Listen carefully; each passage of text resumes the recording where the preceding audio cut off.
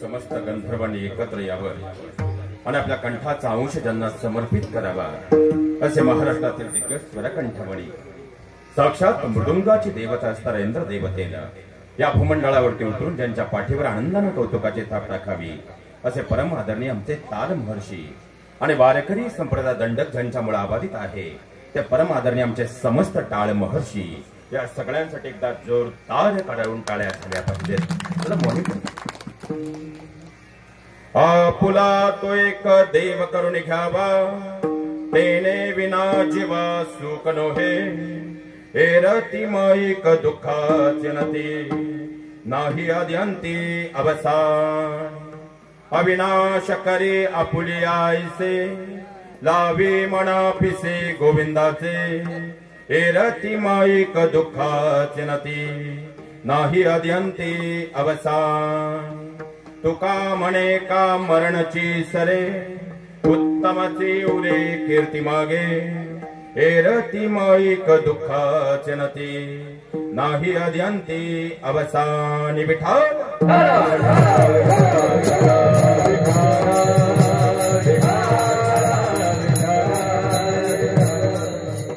नमो विठ्ठला राजया पांडुरंगा नमो रुक्मिणी माऊलित्यान गंगा नमो पुंडलिका नमो चंद्रभागा नमस्कार माझा रुक्मिणी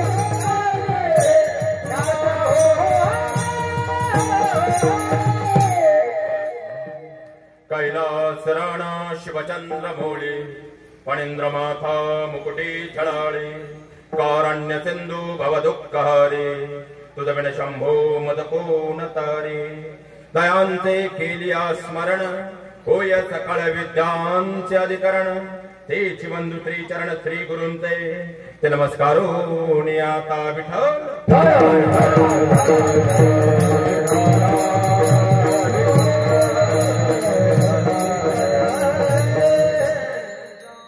आपुला तो एक देव करून घ्यावा तेने विना जीवा सुख नोहे एरती माईक दुःखाचे नती नाही आद्यंती अवसान। प्रस्तुत प्राप्त कीर्तन रूपी सेवेकरता निवडलेला अभंग जगद्गुरु जगदमान्य विश्ववंदनीय अध्यात्माचा कळस। अध्यात्म म्हणजे फक्त धार्मिकता नाही मायबा, अध्यात्म म्हणजे वरिष्ठांप्रतीचा आदरभाव, अध्यात्म म्हणजे कनिष्ठांप्रतीचा करुणाभाव. अध्यात्म म्हणजे वेद वाचण्या अगोदर समोरच्याच्या अंतकरणातील वेदना वाचता येणं. अध्यात्म म्हणजे ग्रंथांच्या आणि संतांच्या संगतीत राहणं.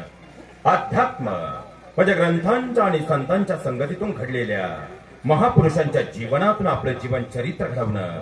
अध्यात्म म्हणजे फक्त पूजा अर्चना आणि प्रार्थना नाही, तर त्याप्रमाणे आपली दिवसभरातील प्रत्येक कृती असणं.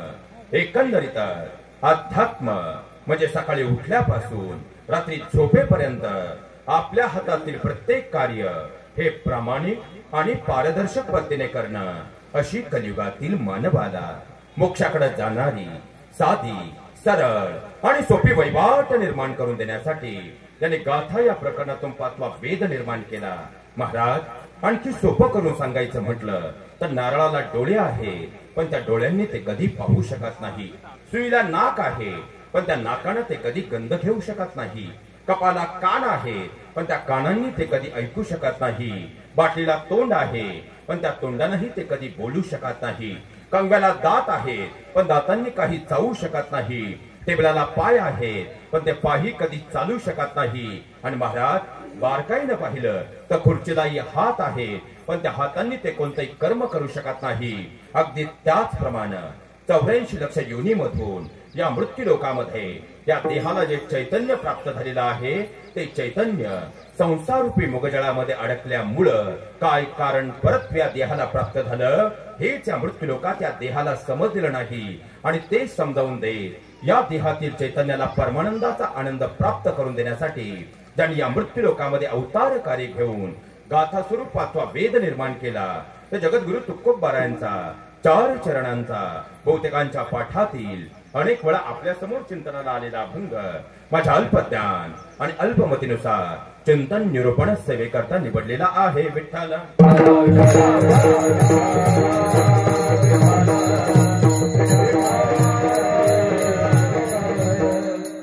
या अभंगावर माझ्या अल्पमतीनुसार चिंतनरूपी सेवा प्रस्तावित करत असताना प्रस्तावना द्यायची ती अशी. खर तर आज प्रस्तावना देत असतानाही अंतकरण मात्र या ठिकाणी जड झाल्याशिवाय राहत नाही. कारण 1 वर्षांपूर्वी आईंचं आपल्यातून झालेलं जाणं हे कदापि शब्दांमध्ये व्यक्त होणार नाही. कारण लक्षात घ्या महाराज, मराठी व्याकरण शास्त्र आधारे मी जगाच्या पाठीवर प्रगती साधली. मराठी व्याकरणमालेमध्ये प्रत्येक शब्दाचे समास आणि विग्रह निघतात, पण या जगाच्या पाठीवर 2 शब्द असे आहेत ज्या शब्दांचा कधी समास आणि विग्रह निघत नाही. कारण ते शब्द नाहीत, तर तो भाव आहे.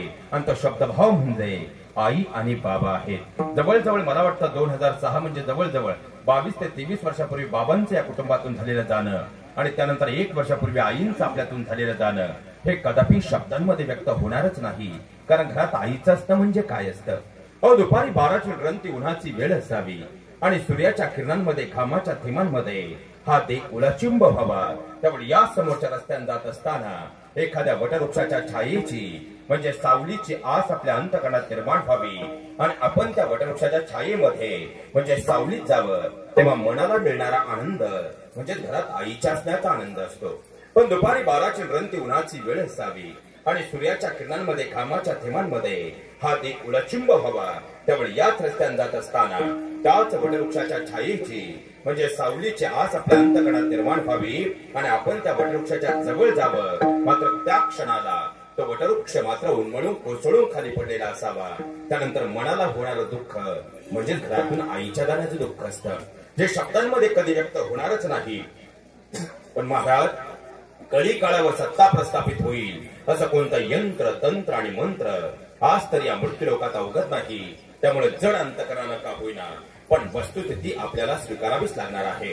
आणि त्याच अनुषंगाने जर पाहिलं तर हिंदू धर्मशास्त्रामध्ये गर्भधान संस्कारापासून तर अंत्यसंस्कारापर्यंत हिंदू धर्मशास्त्रानं आम्हाला एकूण जे 16 संस्कार सांगितलेले आहेत, त्या 16 संस्कारांमध्ये 16वा संस्कार म्हणजे अंत्यसंस्कार आणि अंत्यसंस्कारामध्येही हिंदू धर्मशास्त्र स्कंद क्रमांक 7 गरुड पुराण अन्वये आम्हाला हिंदू धर्मशास्त्रानं या मृत्यू लोकामध्ये एकूण जी 16 श्राद्ध सांगितलेली आहेत, या 16 श्राद्धांमध्ये 15व्या क्रमांकाचं श्राद्ध म्हणजे प्रथम वर्ष श्राद्ध विधीच्या अनुषंगानं कुटुंबाच्या प्रेमातून, महाराज आपल्या सर्वांच्या प्रेमातून या ठिकाणी येण्याचा योग आला. आपण सर्वांचे मनपूर्वक ऋण व्यक्त करतो. आता बसलेल्या जाणकारांच्या मनामध्ये एक प्रश्न असाही निर्माण झाला असेल की महाराज, तुम्ही आता बोलताना असा उल्लेख केला की हिंदू धर्मशास्त्रामध्ये एकूण जे 16 संस्कार आहेत त्यातला 16वा म्हणजे अंत्यसंस्कार, आणि अंत्यसंस्कारामध्येही गरुड पुराण अन्वये या मृत्यूलोकात एकूण जी 16 श्राद्ध आहेत त्यातील 15व्या क्रमांकाचं श्राद्ध म्हणजे आजचं वर्ष श्राद्ध विधी. मग ही 16 श्राद्ध नेमकी कोणती आहेत? तर बाबा आता विषय निघालाच आहे. तर प्रस्तावनेच्या 10च मिनिटांमध्ये आपण पहिल्यांदा ही 16 श्राद्ध समजून घेऊयात. कारण हिंदू धर्मशास्त्र आम्हाला असं सांगतं की या मृत्यूलोकामध्ये या देहातील प्राण गेल्यानंतर या देहाला पुढच्या 3.5 तासापर्यंत या मृत्यूलोकामध्ये अग्निडाग देता येत नाही. मग महाराज याचं काही धर्मशास्त्रीय धर्मसंमत कारण आहे का? नक्कीच आहे. काय कारण आहे? तर लक्षात घ्या महाराज, या मृत्यूलोकापासून धर्मशास्त्रानं आम्हाला स्वर्गापर्यंत जे अंतर सांगितलेलं आहे ते किलोमीटर या मापकामध्ये आम्हाला धर्मशास्त्रानं 99 लाख किलोमीटरचं सांगण्यात आलेलं आहे. आणि स्वर्गातून आलेल्या मृतांना या देहातील जो देह पंचमहाभूत आणि 12 तत्व असं एकूण 17 तत्वांचा बनलेला आहे, या देहातील ही 17 तत्व या देहापासून विलग करून 99 लाख किलोमीटर दूर असणाऱ्या स्वर्गापर्यंत नेण्याचा जो कालखंड आहे तो आम्हाला धर्मशास्त्रानं 4 घटिकांचा सांगण्यात आलेला आहे. आता घटिका हे प्रकरण जर आपल्याला समजून घ्यायचं असेल तर पहिल्यांदा आपल्याला गणितशास्त्राचा अभ्यास करावा लागेल. कारण गणितशास्त्रामध्ये घटिका नावाचे स्वतंत्र प्रकरण आहे. आणि एक घटिका म्हणजे गणितशास्त्रा अन्वये आम्हाला 24 मिनिटांचा कालखंड सांगण्यात आलेला आहे. मग स्वर्गातून आलेल्या यमदूतांना या देहातील ही 17 तत्व या देहापासून विलग करून स्वर्गापर्यंत नेण्याचा कालखंड किती घटिकांचा आहे? बोलत चला. 4 घटिकांचा. आणि एक घटिका म्हणजे 24 मिनिट. मग 24 गुणिले 4 किती झाले? 96 मिनिट. आणि हिंदू धर्मशास्त्र गरुड पुराण असं सांगतं ती चेतना स्वर्गापर्यंत पोहोचल्यानंतर व्हेरिफिकेशन होऊन पुन्हा तात्काळ त्याच घरी माघारी येण्याचा जो कालखंड आहे तोही आम्हाला हिंदू धर्मशास्त्रानं 4 घटिकांचा सांगितलेला आहे. म्हणजे हे 96 मिनिट आणि पुन्हा तात्काळ परावर्तित होणारे 96 मिनिट, 96 अधिक 96 म्हणजे घटिका यंत्रानुसार 192 मिनिटांचा कालखंड म्हणजे 3 तासांचा कालखंड या देहाची चेतना गेल्यानंतर ती चेतना स्वर्गापर्यंत पोहोचतात आणि व्हेरिफिकेशन होऊन पुन्हा माघारी येण्यासाठी लागतात. म्हणून हिंदू धर्मशास्त्र आम्हाला असं सांगतं की या मृत्यूलोकामध्ये या देहातील प्राण गेल्यानंतर पुढच्या 3.5 तासापर्यंत या देहाला या मृत्यूलोकामध्ये अग्निडाग देता येत नाही. मग महाराज आता विषय निघालाच आहे तर बाबत आपण पूर्णत्वाने समजून घेऊयात. त्यानंतर हा देह आंघोळीसाठी बाहेर घेतला जातो आणि आंघोळ झाल्यानंतर दानकार मंडळी आपण जर बारकाईनं पाहिलं तर आपल्याकडे कमरेला उपप्रावरण बांधलं जातं. ज्याला संस्कृत मध्ये शब्द आहे उपप्रावरण, ज्याला आपण आपल्या खऱ्या अर्थानं अहिल्यानगरच्या मातीमध्ये उपर्ण असं म्हणतो. आणि ते उपर्ण कमरेला बांधल्यानंतर तुम्ही जर इकडे पूर्वेकडे नांदेड हिंगोली या परिसरात गेलात तर त्या ठिकाणी त्या उपरण्याच्या उजव्या बाजूला बाबा पुरी भाजीचा नैवेद्य बांधला जातो. आपण जर अलीकडे परभणी गंगाखेड या परिसरामध्ये आलो त्या ठिकाणी बाजरीची भाकरी बांधली जाते. आपण जर मलकापूर बुलढाणा जालना परिसरामध्ये गेलो त्या ठिकाणी ज्वारी बांधली जाते. आपण जर इकडे खाली जळगाव खानदेश पट्ट्यामध्ये गेलो त्या ठिकाणी 7 प्रकारचं कच्चं धान्य बांधलं जातं. आणि आपण जर इकडे आपल्या अहिल्यानगर परिसरामध्ये आलो तर मला वाटतं आपल्याकडे भात म्हणजे तांदूळ बांधले जातात. आणि ते तांदूळ त्या उपरण्याच्या उजव्या बाजूला बांधल्यानंतर आपण पहिल्यांदा एका ठिकाणी थांबतो. त्याला काय म्हणतात? विसावा. खरं तर तो नसतो विसावा. खांदेकरांना खांदे बदलायला 2 मिनिटं वेळ मिळावा म्हणून असतो तो विसावा. पण याच विसाव्यावरती दानकार मंडळी आपण जर बारकाईनं पाहिलं तर कमरेला बांधलेलं उपप्रावरण म्हणजे उपरण्यातले भात म्हणजे जे तांदूळ आहे त्यातले अर्धे तांदूळ आपण त्या विसाव्याच्या ओट्यावर तर्पित करत असतो म्हणजे अर्पित करत असतो. आणि राहिलेले अर्धे तांदूळ आपण पुढे स्मशानभूमीत नेत असतो. मग महाराज पिढ्याने वर्षानुवर्ष आम्ही पाहत आलोय पण याचं काही धर्मशास्त्रीय धर्मसंमत कारण आहे का? नक्कीच आहे. काय कारण आहे? तर हिंदू धर्मशास्त्र आम्हाला असं सांगतं की 84 लक्ष योनीमधून या मृत्यूलोकामध्ये हा देह प्राप्त झाल्यानंतर या देहाला या मृत्यूलोकात 2 अन्वयी आपलं जीवन जगावं लागतं. एक म्हणजे प्रापंचिक जीवन आहे आणि दुसरं म्हणजे परमार्थिक जीवन आहे. मग या मृत्यूलोकामध्ये प्रपंचात आम्ही जे काही कमवलंय ते आम्ही विसाव्याच्या ओट्याच्या मागे म्हणजे आमच्या मागच्या पिढ्यांसाठी ठेवून जात असतो आणि परमार्थिक क्षेत्रात या मृत्यूलोकात जे काही कमवलंय ते अंश रूपानं आम्ही आमच्या सोबत पुढे नेत असतो. आणि शास्त्रा आधारे जर पाहिलं तर भात म्हणजे तांदूळ हे आपल्या प्रपंचाचे प्रतीक आहे. म्हणून तर विसाव्याच्या ओट्यावर जेव्हा मी तांदूळ तर्पित करतो तेव्हा आम्ही तांदूळ तर्पित करत नाही, तर त्या आधारे गेलेल्या व्यक्तीच्या या मृत्यूलोकातील जीवनातला जो प्रपंच आहे तो प्रपंच आम्ही विसाव्याच्या ओट्यावर मागच्या पिढ्यांसाठी ठेवत असतो. पण लक्षात घ्या महाराज, विसाव्याच्या ओट्यावर होणारी ही फक्त एक क्रिया किंवा प्रक्रिया नाही, तर हिंदू धर्मशास्त्र स्कंद क्रमांक 7 गरुड पुराण असं सांगतं की त्या आधारे या मृत्यूलोकामध्ये या देहाचं पहिलं श्राद्ध पूर्ण होतं, ज्याला धर्मशास्त्रामध्ये शब्द आहे अमान्य श्राद्ध.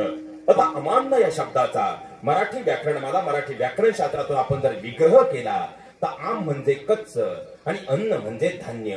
म्हणजे कच्च्या धान्या आधारे या मृत्यूलोकामध्ये या देहाचं जे पहिलं श्राद्ध होतं ते विसाव्याच्या ओट्यावर पूर्णत्वाला जातं, ज्याला धर्मशास्त्रात शब्द आहे अमान्य श्राद्ध. आता मोजत चला, तिथून आपण स्मशानभूमीत आल्यानंतर लक्षात घ्या महाराज, जाणीवपूर्वक आज खऱ्या अर्थानं आपल्या गावामध्ये डिग्रजच्या मातीमध्ये हे सांगण्याचं कारण यासाठी आहे कारण हिंदू धर्मशास्त्र आम्हाला असं सांगतं की खऱ्या अर्थानं जेव्हा या देहाला अग्निडाग दिला जातो तेव्हा तो देह राहत नाही, ती चिता राहत नाही, तिथे काही यज्ञात रूपांतर होतं आणि यज्ञ हा नेहमी शास्त्रसंमतच व्हायला हवा. म्हणून आजपासून आपल्या डिग्रज या गावामध्ये एक नवीन सुरुवात झाली पाहिजे. जर आईचा देह असेल तर ज्या ठिकाणी आपल्याला काष्ट म्हणजे लाकडांचं सरण रचायचं आहे त्या जागेवर पहिल्यांदा हळदीचं स्वस्तिक काढलं पाहिजे. आणि जर वडिलांचा देह असेल तर ज्या ठिकाणी आपल्याला काष्ट म्हणजे लाकडांचं सरण रचायचं आहे त्या जागेवर पहिल्यांदा कुंकवाचं स्वस्तिक काढलं पाहिजे. कारण स्वस्तिक काढल्याशिवाय हिंदू धर्मशास्त्र कोणत्याही यज्ञाला परवानगी देत नाही. म्हणून यापुढे लक्षात ठेवा, जर आईचा देह असेल तर हळदीचं आणि वडिलांचा देह असेल तो कुंकवाचं स्वस्तिक काढलं पाहिजे. ते स्वस्तिक काढल्यानंतर आपल्याकडे काष्ट म्हणजे लाकडांचं सरण रचलं जातं आणि त्यानंतर जाणकार मंडळी आपण जर बारकाईनं पाहिलं तर आपल्याकडे मुखामध्ये जल देण्याचा प्रघात आहे, ज्याला आपण जलतर्पण श्राद्ध किंवा उदक तर्पण श्राद्ध असं म्हणतो. आता पुन्हा जाणकार मंडळी माझा तुम्हाला एक प्रश्न आहे, त्या ठिकाणी मुखामध्ये जल देण्यासाठी हंडा चालतो का, कळशी चालते का, चमचा चालतो का? जगातली एकमेव अशी जागा तिथं कोणत्याही प्रकारचा चमचा चालत, समजलं त्याला समजलं. मग लक्षात घ्या महाराज, त्या ठिकाणी वापर कशाचा होतो, अंगठ्याचा. अंगठ्याचाच का? त्यासाठी आम्हाला हिंदू धर्मशास्त्रातील स्वतंत्र विभाग असणार हस्तरेखा शास्त्र समजून घेणं अत्यंत गरजेचं आहे. आणि हस्तरेखा शास्त्र आधारे जर पाहिलं तर अंगठा आणि तर्जनीच्या मध्ये जो स्पेस म्हणजे जागा आहे ही जागा आम्हाला पितृस्थानाची जागा सांगण्यात आलेली आहे. मग बँकेच्या पासबुकवरची सही असू द्या, हक्क सोडचा कागद असू द्या किंवा खऱ्या अर्थानं लोकसभेची निवडणूक असू द्या, कशाचा वापर आहे, अंगठ्याचा. तसंही प्रत्येक बोटात शास्त्र आहे महाराज. या बोटाचा वापर कुठं होतो, सामान्यपणे व्यवहारामध्ये दूरची व्यक्ती दर्शवण्यासाठी आपण व्यवहारामध्ये या बोटाचा वापर करतो. आता या सगळ्या बोटांमध्ये पाहिलं तर बाबा हे सगळ्यात मोठं बोट आहे आणि आपल्या आजूबाजूला आपण जर नीट निरखून पाहिलं तर मोठी लोक नेहमी घासली जातात, हेही दात घासायला उपयोगी पडत होतं. कोलगेट ब्रश लावून त्यांना राजीनामा दिला. या बोटाला अनामिका असं म्हणतात. अनामिका या शब्दाचा मराठी व्याकरण शास्त्रात अर्थ होतो ज्याला कुठलंही नाव नाही. या बोटाचा वापर कुठं होतो, गंध लावण्यासाठी. कारण कितीही प्रयत्न करा महाराज या बोटाचा दुसरीकडे कुठेच वापर होऊ शकत नाही. म्हणून शेवटी याचा वापर कुठे ठरलेला आहे, गंध लावण्यासाठी. कारण पूर्वंपार काळापासून बाबा आपल्याकडे एक पद्धत चालत आली आहे जी नोट कुठंच चालत नाही, एक तर मंदिराच्या दानपेटीत नाही तर महाराजांच्या पाकिटात चालते. राहिली शेवटी करंगळी. करंगळीचा वापर कुठं होतो, त्यासाठी आम्हाला हिंदू धर्मशास्त्रातील विवाह संस्कार समजून घेणं अत्यंत गरजेचं आहे. आणि विवाह संस्कारामध्ये महिला मंडळ आपल्याकडे जी सप्तपदी होते ही सप्तपदी घेत असताना हात पकडला जातो की करंगळी पकडली जाते, सप्तपदी झालेली आहे. हात पकडला जातो की करंगळी पकडली जाते. करंगळी म्हणजे 7 जन्माचं फरक नातं जोडते, तिला करंगळी असं म्हणतात. आणि 7 जन्माचं रक्ताचं नातं स्मशानात जल देऊन तोडतो, त्याला अंगठा असं म्हणतात. म्हणून ते हिंदू धर्मशास्त्र गरुड पुराण अन्वये विवाह संस्कारामध्ये करंगळीला आणि अंत्यसंस्कारामध्ये अंगठ्याला हिंदू धर्मशास्त्रानं अनन्यसाधारण महत्व दिलेलं आहे. हा विषय तसा फार मोठा आहे, पण आज आपल्याला फक्त श्राद्ध विषय समजून घ्यायचा आहे. मग त्यानंतर ज्येष्ठ किंवा कनिष्ठ पुत्राच्या हातामध्ये 7 प्रकारच्या 1.5 फुटांच्या समिधा दिल्या जातात, ज्यामध्ये प्रामुख्यानं वड, आंबा, पिंपळ, रुई, बेल, अंजन, पिलावन म्हणजे चंदन आणि उंबर या 7 समिधा ज्येष्ठ किंवा कनिष्ठ पुत्राच्या हातात दिल्या जातात. आणि 7 प्रदक्षिणा पूर्ण करताना एक एक करून या समिधा त्या चितेवर अर्पण केल्या जातात. आपल्या इथं होतात का? हात जोडून आज तुम्हाला सगळ्यांना एक नम्रतेची विनंती आहे. आणि या ठिकाणी जर आपल्या गावची स्मशानभूमी कमिटी उपलब्ध असेल तर नम्रपणे आपण सर्वांना व्यासपीठावरून एक विनंती करतो. आपल्या गावामध्ये खऱ्या अर्थाने बाबा आपल्या कुटुंबाला एक विनंती आहे, आईंच्या स्मरणार्थ आपल्या गावातील जी स्मशानभूमी आहे त्या स्मशानभूमीमध्ये वड, आंबा, पिंपळ, रुई, बेल, चंदन आणि उंबर या 7 वृक्षांची जर आपण लागवड केली तर आता पावसाळ्याचे दिवस आहे, पुढच्या 1 वर्षामध्ये हे वृक्ष स्मशानभूमीत आपल्याला उपलब्ध होतील. आणि या समिधा इतरत्र कुठेही शोधण्याची गरज पडणार नाही. पण जाणकारांच्या चेहऱ्यावर एक वेगळाच भाव आहे की महाराज तुम्ही म्हणता हे आम्हाला मान्य आहे, पण याला काही शास्त्रीय आधार आहे का? नक्कीच आहे. काय आधार आहे याचं उत्तर आम्हाला गरुड पुराणात दिलंय.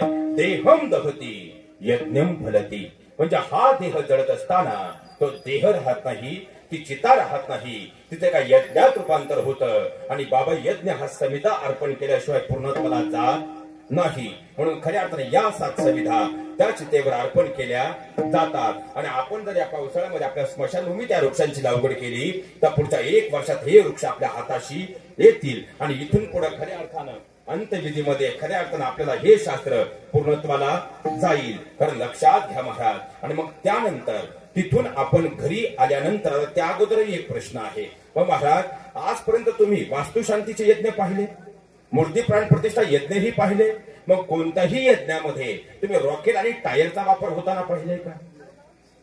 आणि जर आम्ही वास्तुशांती किंवा मूर्ती प्राण प्रतिष्ठा यज्ञामध्ये रॉकेलचा वापर केला, टायरचा वापर केला, तो यज्ञ पूर्णत्वाला जाईल का?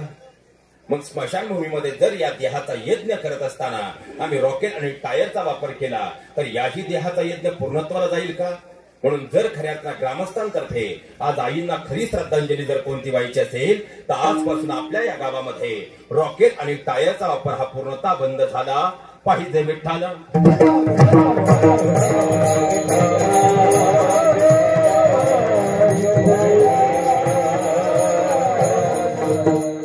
तरी जाणकारांच्या चेहऱ्यावर एक भाव आहे की महाराज तुम्ही म्हणता हे ठीक आहे, पण आज पाऊस नाही म्हणून तुम्ही असं म्हणताय. परवा जर तुम्ही आले असते तर खऱ्या अर्थानं पाऊस होता, सरपण ओला असेल तर? यालाही उत्तर हिंदू धर्मशास्त्रानं दिलंय. सरपण कितीही ओला असू द्या, पण हिंदू धर्मशास्त्र असं सांगतं 10 किलो भीमसेनी कापूर, 10 किलो शुद्ध गावरान गाईचं तूप ते मिळणं आता बाबा अवघड आहे. कारण महिला मंडळ तुम्ही तुपाचा चमचाही आता दोन्ही बाजूनी सपाट आणलाय, त्यामुळे वनस्पती तुपही चालेल. आणि 40 किलो जाड मोठं मीठ असेल तर सरपण कितीही ओला असू द्या, अग्नी प्रज्वलित झाल्याशिवाय राहत नाही. म्हणून यापुढे रॉकेल आणि टायरचा वापर हा पूर्णतः बंद झाला पाहिजे. विठ्ठल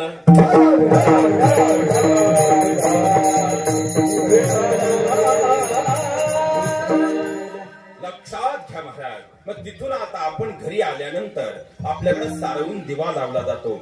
आणि मला वाटतं इकडे डिग्रस परिसरामध्ये बाबा त्यासाठी एक शब्द पिढीजात प्रचलित आहे, कडुघास काढणे, बरोबर ना? ज्याला धर्मशास्त्रामध्ये शब्द आहे अन्न वैन श्राद्ध. अन्न वैन श्राद्ध झालं की दुसऱ्या दिवशी येतं त्याला म्हणतात ब्रह्मवैन श्राद्ध. तिसऱ्या दिवशी आपण ज्या हस्ती जमा करतो त्याला धर्मशास्त्रामध्ये शब्द आहे हस्तसंचयन श्राद्ध. त्यानंतर येतं जे आपण त्र्यंबकेश्वरला जाऊन करतो केशर्पण श्राद्ध.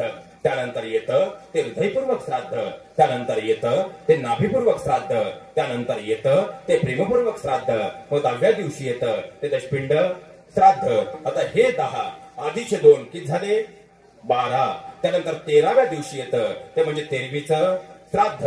13वीचं श्राद्ध पूर्ण झालं तिथून पुढे 11 महिन्यापर्यंत दर महिन्याला येतं ते म्हणजे दर महिन्याचं मासिक श्राद्ध.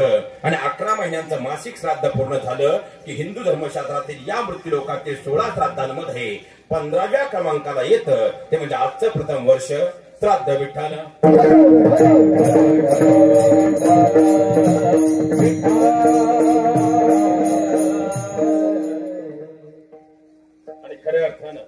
आईंच्या प्रथम पुण्यस्मरण विधीच्या अनुषंगानं कुटुंबाच्या प्रेमातून या ठिकाणी येण्याचा योग आला. महाराज आपल्या प्रेमातून या ठिकाणी येण्याचा योग आला. आपण सर्वांचे मनपूर्वक ऋण व्यक्त करतो. खऱ्या अर्थानं पाहिला गेलं तर वैकुंठवासी ठकुबाई आई सतू खेमनर आईंचं प्रथम पुण्यस्मरणाच्या अनुषंगानं हा सोहळा आहे. तर लक्षात घ्या महाराज, कष्टाचं बळ आपल्या जीवनामध्ये अंगीकारलं तर कष्टातून सोन्याचं साम्राज्यही खऱ्या अर्थानं संस्कार रूपानं निर्माण होऊ शकतं. त्याचा वसा आणि वारसा ज्यांच्या कर्तृत्वात पाहायला मिळाला ते म्हणजे खऱ्या अर्थानं ठकुबाई आई होत्या. कारण खऱ्या अर्थानं जर पाहिला गेलं तर जीवनामध्ये साध्याच माणसांचे बनते तुफान मोठे, हलतो समुद्र सारा, ढळते आकाश मोठे. साधी साधी माणसं जेव्हा धैर्यानं पेटून उठतात तेव्हा ते किती असामान्य कर्तृत्व करू शकतात याचं परमोच्च आदर्श उदाहरण म्हणजे खऱ्या अर्थानं आई होत्या. कारण जवळजवळ 22 वर्षांपूर्वी बाबांचं झालेलं जाणं आणि बाबांचं जाणं झाल्यानंतरही आपल्या लेकरं असतील, आपले नातवंड असतील, आपले खऱ्या अर्थानं पंतू असतील, त्याचप्रमाणे एक ठरलेला परिवार आणि यामध्ये संस्कारांचं बीज पेरण्याचं काम खऱ्या अर्थानं आईंनी केलं. म्हणून तर खऱ्या अर्थानं पाहिला गेलं आज त्यांचे नातवंडही आपल्या आजीचं जाणं 1 वर्षापूर्वी झालंय, पण आजही ते दुःख सहन करू शकत नाही. कारण आजींचा मायेचा हात हा या कुटुंबामध्ये संस्कारांचा परिपाक होता. पण महाराज खऱ्या अर्थानं पाहिला गेलं तर कष्टातून हे साम्राज्य उभं केल्यानंतर आपल्या जीवनाचा यथार्थ परिपूर्ण प्रवास आईंनी केला आणि तो करत असताना त्यांनी दिलेल्या संस्कारांचा वसा आणि वारसा. कारण या कुटुंबावर दुःखाची काळ्या रात्र या अगोदर येऊन गेली. वैकुंठवासी आईंचे चिरंजीव तुकाराम बाबांचं या कुटुंबातून जाणं झालं, पण मात्र तरीही आई खचल्या नाही आणि आपली नातवंड असतील, आपले चिरंजीव असतील, त्या सगळ्यांवरती त्यांनी खऱ्या अर्थानं पाहिला गेलं तर संस्कारांचं बळ दिलं. म्हणून त्यांचे चिरंजीव वैकुंठवासी आदरणीय तुकाराम बाबा असतील, आदरणीय श्री भीमादादा असतील, आदरणीय श्री बबनदादा असतील, त्याचप्रमाणे आदरणीय श्री छगुदादा असतील, त्याचप्रमाणे आईंच्या कन्या सौ चंद्रभागा आई लहानू खरात असतील, त्याचप्रमाणे त्यांची नातवंड श्री योगेश दादा तुकाराम खेमनर, श्री भाऊसाहेब दादा भीमा खेमनर, श्री बाळूदादा भीमा खेमनर, चिरंजीव संजय छबू खेमनर, त्याचप्रमाणे त्यांचे पुतणे श्री रावबादादा गजाबा खेमनर, श्री नामदेव दादा गजाबा खेमनर, श्री पोपटदादा गजाबा खेमनर, गंगा भागीरथी चंद्रभागा किसन जराड आईंची पुतणी, त्याचप्रमाणे आईंच्या पुतणे पाहिल्या गेलं तर गंगा भागीरथी सुंदराबाई बाळू पांढरे, सौ अलकाताई पोपट पारखे, त्यांची नातवंड चिरंजीव श्री चेतनदादा बबन खेमनर आणि चिरंजीव किरणदादा छबू खेमनर, त्याचप्रमाणे त्यांच्या नातू श्री अनाजीदादा लहानू खरात, त्याचप्रमाणे ज्यांनी खऱ्या अर्थानं तर आईंचा परिपूर्ण प्रवास होत असताना त्यांचा सांभाळ त्या उंचीमध्ये झाला. म्हणून तर एवढं मोठं आयुर्मान त्यांना लाभलं.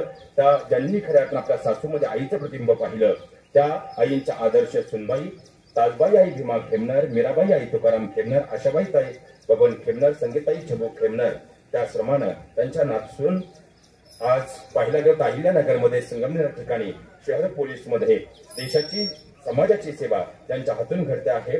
ताराबाई ताई बाळू खेमनर, त्याचप्रमाणे त्यांच्या नातसूना आत्ताई चेतन खेमनर आणि प्रत्यक्षताई योगेश खेमनर. एक भरलेला परिवार आणि या परिवारामधून आईंचं 1 वर्षापूर्वी झालेलं जाणं हे कदापि शब्दांमध्ये व्यक्त होणार नाही. आणि त्या अनुषंगाने सुरू असणार हा नामयज्ञ सोहळा. खरं तर ज्यांच्याकडे पाहून आमच्यासारखे लेकरं घडतात, आज ही सगळी मंडळी या व्यासपीठावर उभा आहे, त्यामुळे नाव घेणं उचित ठरणार नाही.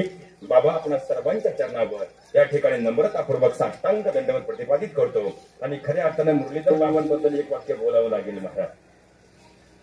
कारण या वयामध्ये म्हणजे अध्यात्मातलं तारुण्य कसं असावं याचं प्रतिबिंब जर पाहायचं असेल तर बाबांकडेच पाहावं लागतं. बाबा आपल्याही चरणावर या ठिकाणी साष्टांग दंडवत प्रतिपादित करतो. त्याचप्रमाणे खऱ्या अर्थानं लेखांना घडवत असताना तुमच्या खिशात किती कोटी रुपये आहे त्याला अध्यात्मशास्त्रामध्ये महत्व नाही. तुमची लेखन संस्काराने किती प्रगल्भ आहे त्याला अध्यात्मशास्त्रामध्ये अनन्यसाधारण महत्व आहे. आणि त्याच लेखांना संस्कारांचं वलय देणारे खऱ्या अर्थानं ज्ञानराज संस्थेच्या माध्यमातून बाबा आपलं कार्य हे शब्दांमध्ये व्यक्त होणार नाही. आपण ही खऱ्या अर्थानं मनपूर्वक व्यक्त करतो. आपण सर्वांच्या चरणावर या ठिकाणी साष्टांग दंडवत प्रतिपादित करतो. अत्यंत गोड अशी ज्यांची सिस्टम आहे, महाराष्ट्राला जे नाव प्रचलित आहे कमी वयामध्ये सिस्टमच्या बाबतीमध्ये त्यांनी, कारण कीर्तना सिस्टम म्हणजे फार अवघड आहे. कारण एक माईक सांभाळायचा आहे आणि खऱ्या अर्थानं जर पाहिला गेलं तर हा सगळा डोलारा म्हणजे पाहिला गेलं तर एक ग्रामीण भागात आता सध्याच्या काळात कीर्तन क्षेत्रामध्ये पाहिलं तर बायकोचे नखरे सांभाळणं सोपं, एवढे नखरे तर व्यासपीठावर कीर्तनकारांचे सांभाळावे लागतात आणि ते सांभाळण्याचं दादा काम करतात. आपले ही मनपूर्वक म्हणते खऱ्या अर्थानं बाळू दादा आता एकदा जोरदार काळे त्यांच्यासाठी होऊन जातात. आपल्या प्रतिपादित करतो आणि माझ्या चिंतनरूपी सेवेकडे प्रस्थान करतो विठ्ठला.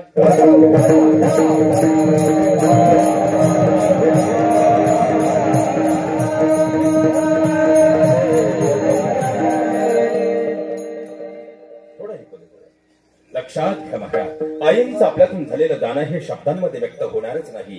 कारण तुमचं माझं सोडून द्यावं, पण ज्या भगवान परमात्म्याने हे ब्रह्मांड निर्माण केलं त्या भगवान परमात्म्याला सुद्धा या मृत्यू लोकामध्ये अवतार कार्य घेताना आईच्या गर्भातून जन्म घेण्याचा मोह आवडताच आला नाही. म्हणून तर आजही प्रभू रामचंद्रांना कौसल्येचा राम म्हटलं जातं, तर भगवान श्रीकृष्णांना देवकीनंदन यशोदेचा कान्हा म्हटलं जातं. अहो, जगाची माऊली बनलेल्या माझ्या ज्ञानोबाऱ्यांना रुक्मिणीचा ज्ञाना म्हटलं जातं, तर लोक कल्याणकारी स्वराज्य निर्माण करणाऱ्या शिवरायांना जिजाऊ कुमार म्हटलं जातं. त्याचप्रमाणे खऱ्या अर्थानं जर पाहिला गेलं तर मानकोजी शिंदेचे संस्कार होते. पाहिला गेलं म्हणून तर खऱ्या अर्थानं अहिल्यामाई घडल्या.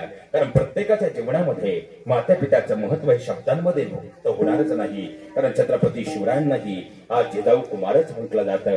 मग प्रश्नाचा निर्माण होतो महाराज, खऱ्या अर्थानं या ब्रह्मांडामध्ये आईची महती शब्दांमध्ये व्यक्त होणारच नाही. कारण आपल्याकडे एक जुनी म्हण प्रचलित आहे, आता खऱ्या अर्थानं जेना पाहे रवी ते पाहे कवी. म्हणजे जे सूर्यही पाहू शकत नाही ते पाहण्याची दिव्य दृष्टी या मृत्यू लोकामध्ये ज्या कवीला प्राप्त झाली तो कवीही आजपर्यंत आई आणि वडील या दोन शब्दांवरती लिहिताना या दोन शब्दांच्या पुढे पूर्ण विराम देऊ शकला नाही. त्यापेक्षा माता पित्याची महती काय वर्णन करावी. तरीही आज आईंचा प्रथम पुण्यस्मरण विधीच्या अनुषंगानं आपण आई या शब्दाला त्या व्यासपीठावरून उपमा देण्याचा प्रयत्न तर करून पाहूया. मग आईला काय उपमा द्यावी बरं? मला वाटतं आईला खऱ्या अर्थानं समुद्राची उपमा दिली पाहिजे. कारण समुद्र आणि तुमच्या माझ्या घरातल्या आईमध्ये एक साम्य आहे महाराज. समुद्र गंगेचं निर्मल जल असू द्या किंवा गटारीचं नाल्याचं घाण पाणी असू द्या, समुद्र दोन्ही पाणी आपल्या अंतःकरणामध्ये साठवून घेतो. त्याप्रमाणे आईला मुलगा चांगला असू द्या अथवा वांगला असू द्या, ज्ञानी असू द्या अथवा अज्ञानी असू द्या, आई त्याला आपल्या मायेच्या पंखाखाली घेत असते. मग आईला समुद्राची उपमा दिली पाहिजे. पैशांवर विचार केला आणि जाणवलं आईला समुद्राची उपमा देताच येणार नाही. कारण समुद्रानं गंगेचं निर्मल जलही अंतकरणात साठवलं, तसं गटारीचं नाल्याचं घाणपाणीही साठवलं. पण लक्षात ठेवा महाराज, साठवलेलं सगळंच पाणी समुद्रानं पुढच्या काही मिनिटात खारट करून टाकलं. यावर तुमच्या माझ्या आईनं अमृताहूनही गोड दूध तुम्हाला मला पाजलं. आई तुझ्या मूर्ती वाली या जगात मूर्ती नाही. आई तुझ्या मूर्ती वाली या जगात मूर्ती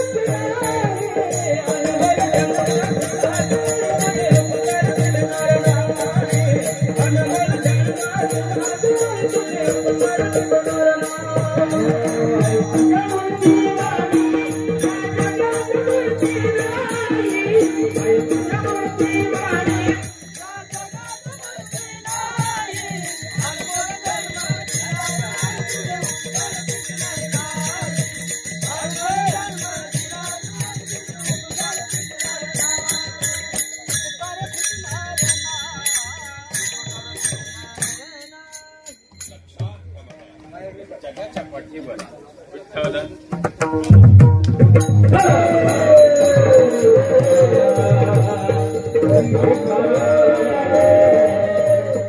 लक्षात घ्या, या ब्रह्मांडामध्ये खऱ्या अर्थानं आईचं ऋण हे व्यक्त होऊ शकत नाही. मग आईला समुद्राची उपमा देताच येणार नाही. मान्य. मग आईला खऱ्या अर्थानं सूर्याची उपमा दिली तर? कारण सूर्य आणि तुमच्या माझ्या घरातल्या आईमध्ये सुद्धा एक साम्य आहे. कारण समुद्राच्या बाबतीत जर पाहिलं तर समुद्रानं खारट पाणी अंतक साठवलेलं सगळं पाणी खारट केलं, पण आपल्या आईला मात्र अमृताहून गोड दूध पाजलं. मग आईला समुद्र खऱ्या अर्थानं शक्यच होणार नाही की आईची तुलना समुद्राशी होईल. मग सूर्याशी तरी होऊ शकेल. कारण जगात जेव्हा अंधकार दाखलेला असतो तेव्हा जगाला प्रकाशमान करण्याचं काम सूर्य करत असतो. आणि तुमच्या माझ्या जीवनात जिला ज्ञानाचा प्रकाश दिला ती म्हणजे आपली आई आहे. मग आपल्या आईला आपण सूर्याची उपमा दिली पाहिजे. पैशांवर विचार केला आणि जाणवलं आईला सूर्याची उपमा देताच येणार नाही. कारण अजून तर 11:30 वाजले नाही, पण सूर्य मध्ये मध्ये एवढा तापतोय की मगाशी बाहेर उभा असणारा प्रत्येक जण सावलीच्या अपेक्षेने मांडवात येऊन बसतोय. पण विचार करावं, आपल्या आई तर घरात 90 वर्षांची झाली, पण अकारण आपल्यावर आजपर्यंत कधी तापलीच नाही. कळून चुकलं, आई तर सूर्यापेक्षा श्रेष्ठ आहे. महाराज, आईला उपमा देताच येणार नाही का? हो महाराज, आईला उपमा देताच येणार नाही, कारण उपमा या शब्दात मा शब्द आहे. तिच्याशिवाय जीवात मा पूर्ण होऊ शकत नाही, तिच्याशिवाय महात मा पूर्ण होऊ शकत नाही. नव्हे नव्हे तिच्याशिवाय परमात मा सुद्धा पूर्ण होऊ शकत नाही. ती म्हणजे आपली आई आहे. सबसे बड़ी है माँ, सबसे बड़ी है माँ, सबसे बड़ी है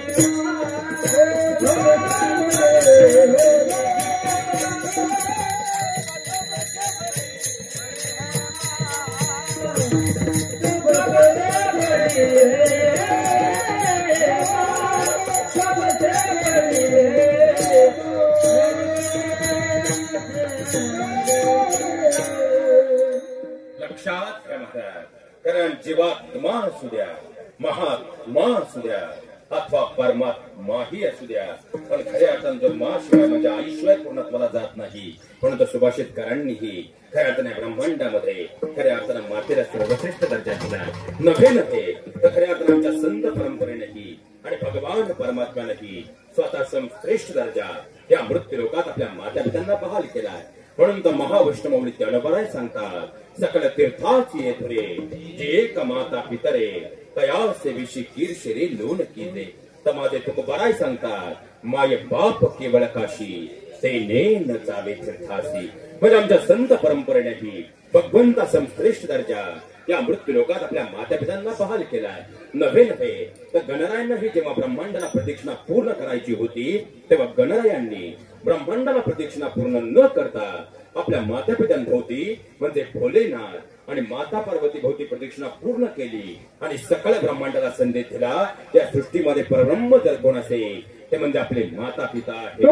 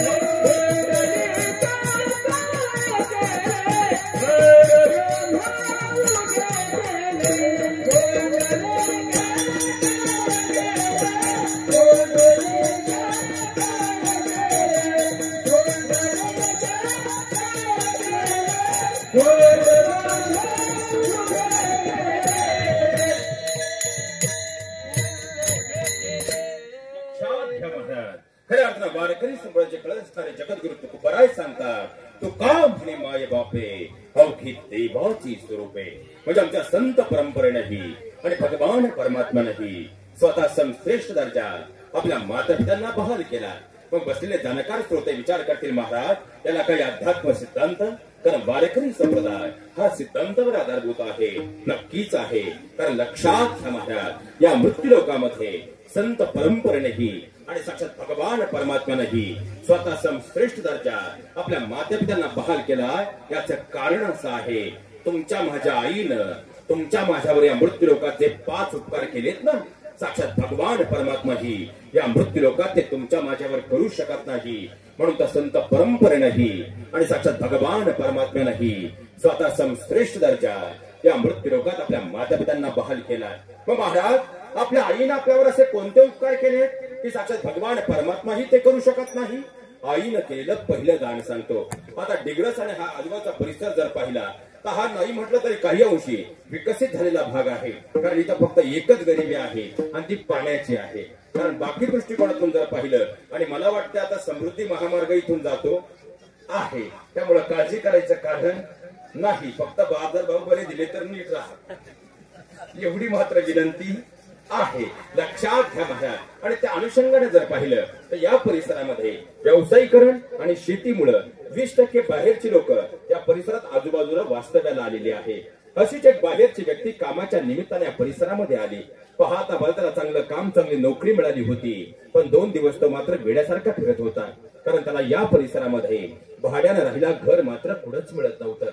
शेवटी तो रस्त्याच्या कडेला इथं बसलेला असताना कोणीतरी त्याला विचारलं, दादा, अहो 2 दिवसापासून पाहतोय तुम्ही या परिसरात वेड्यासारखे फिरताय, काय कारण आहे? त्यानं खऱ्या अर्थाने सांगितलं, दादा, अहो मला ते चांगले काम मिळालंय, चांगली नोकरी मिळाली हो, पण 2 दिवस झाले मी वेड्यासारखा फिरतोय. कारण या परिसरात भाड्यानं राहिला मला घर मात्र कुठेच मिळत नाही हो. एखादी खोली मला कुठे भाड्याने मिळेल का? एवढे शब्द ऐकले आणि त्यांना कॉलर ताट करून सांगितले, दादा, इथून जर तुम्ही पुढे गेलात ना तर खऱ्या अर्थाने डिग्रसच्या थोडं पुढे गेलं का अशी वस्ती आहे. त्या वस्तीवर अशी एक व्यक्ती आहे, त्यांच्याकडे एक खोली भाड्याने द्यायला आहे, असं काल मला दूध डेअरीवर कळालं होतं. तुम्ही जाऊन चौकशी तर करून या.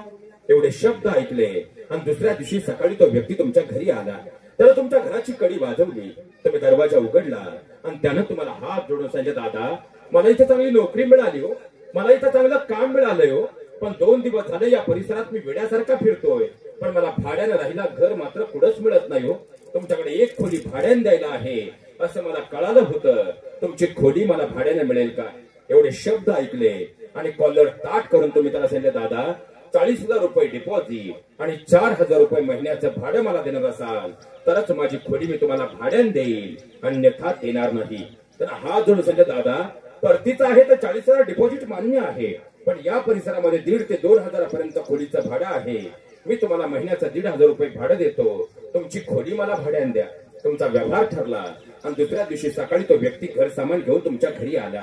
त्यांना घर सामान खाली केलं आणि ठरल्याप्रमाणे तुमच्या हातामध्ये त्याने 40,000 डिपॉझिट दिलं आणि तिथून पुढे न चुकता दर महिन्याच्या 30 तारखेला ठरल्याप्रमाणे तो तुम्हाला 1,500 रुपये भाडं देऊ लागला. 11 महिने तो तुमच्या घरात भाड्याने राहिला आणि 11 महिन्यानंतर त्यानं खऱ्या अर्थानं अंभोरेमध्ये 10 गुंठे जागा घेतली आणि ते छोटस घर बांधून आता कायमचं राहण्यासाठी तो अंभोरेला निघून गेला. पण लक्षात ठेवा महाराज, त्यानंतर तो मरेपर्यंत खऱ्या अर्थानं कुणीही त्याला भेटू द्या, पण त्याच्या मुखातून मरेपर्यंत निघणारं पहिलं वाक्य एकच असं, दादा, ज्यावेळेस मी या परिसरात आलो ना, ज्यावेळेस मी या भागात आलो ना, मला इथं पाऊल ठेवायला सुद्धा जागा नव्हती हो, पण तुमच्या डिग्रस मधला तो देव माणूस होता, त्याने मला या भागात पहिलं पाऊल ठेवायला जागा दिली, त्याने मला भाड्यानं राहिला त्याचं घर दिलं. विचार करा, आम्ही आमच्या लाभासाठी, आम्ही आमच्या फायद्यासाठी त्याच्याकडून 40,000 रुपये डिपॉझिट घेतलं, आम्ही आमच्या लाभासाठी ज्याच्याकडून दर महिन्याचं ठरल्याप्रमाणे 1,500 महिन्याचं भाडं घेतलं. फक्त 11च महिने तो आमच्या घरात राहिला, तरी तो मरेपर्यंत आम्हाला देव माणूस म्हणतो. मग या सृष्टीवर तुम्ही आणि मी येत असताना तिला कोणताही डिपॉझिट न घेता, कोणताही भाडं न घेता, उलट 9 महिने 9 दिवसानंतर त्रास सहन करून तुम्हाला आणि मला या मृत्यू लोकामध्ये येण्यासाठी पहिलं पाऊल ठेवायला आनंदाने तिच्या गर्भाशयात जागा दिली. म्हणून तर तुम्ही मी आज हे संबंध जग पाहू शकलो. मग त्याला देव नाही तर काय म्हणायचं? ऐसी कळवळाची जाते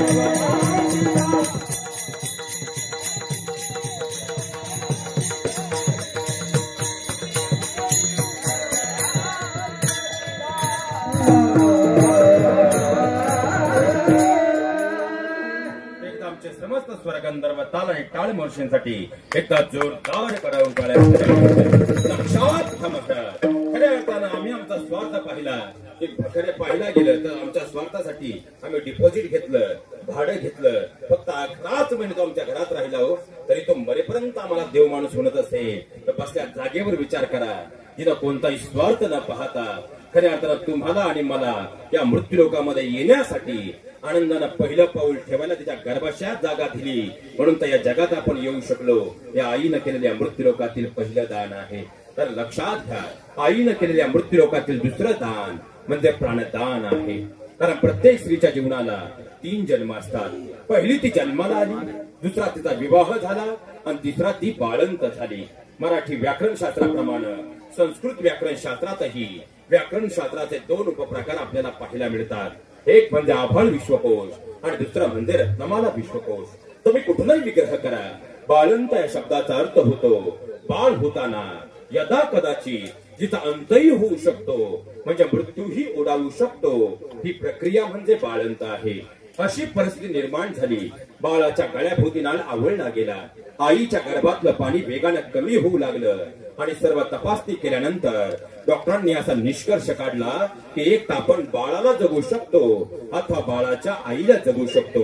डॉक्टरांनी नवऱ्याला विचारलं, दादा एक तर आम्ही तुमच्या उद्याच्या भविष्याला म्हणजे तुमच्या मुलाला जगू शकतो अथवा तुमची धर्मपत्नी, तुमच्या अर्धांगिनी, तुमच्या बायकोला जगू शकतो. आम्ही काय निर्णय घ्यावा? नवऱ्यानं क्षणाचा विलंब न करताना डॉक्टर साहेब माझी बायको जगली पाहिजे. डॉक्टरने सासऱ्यांना विचारलं काय करावं? त्यांनी सांगितलं, डॉक्टर साहेब आमची सुनबाई जगली पाहिजे.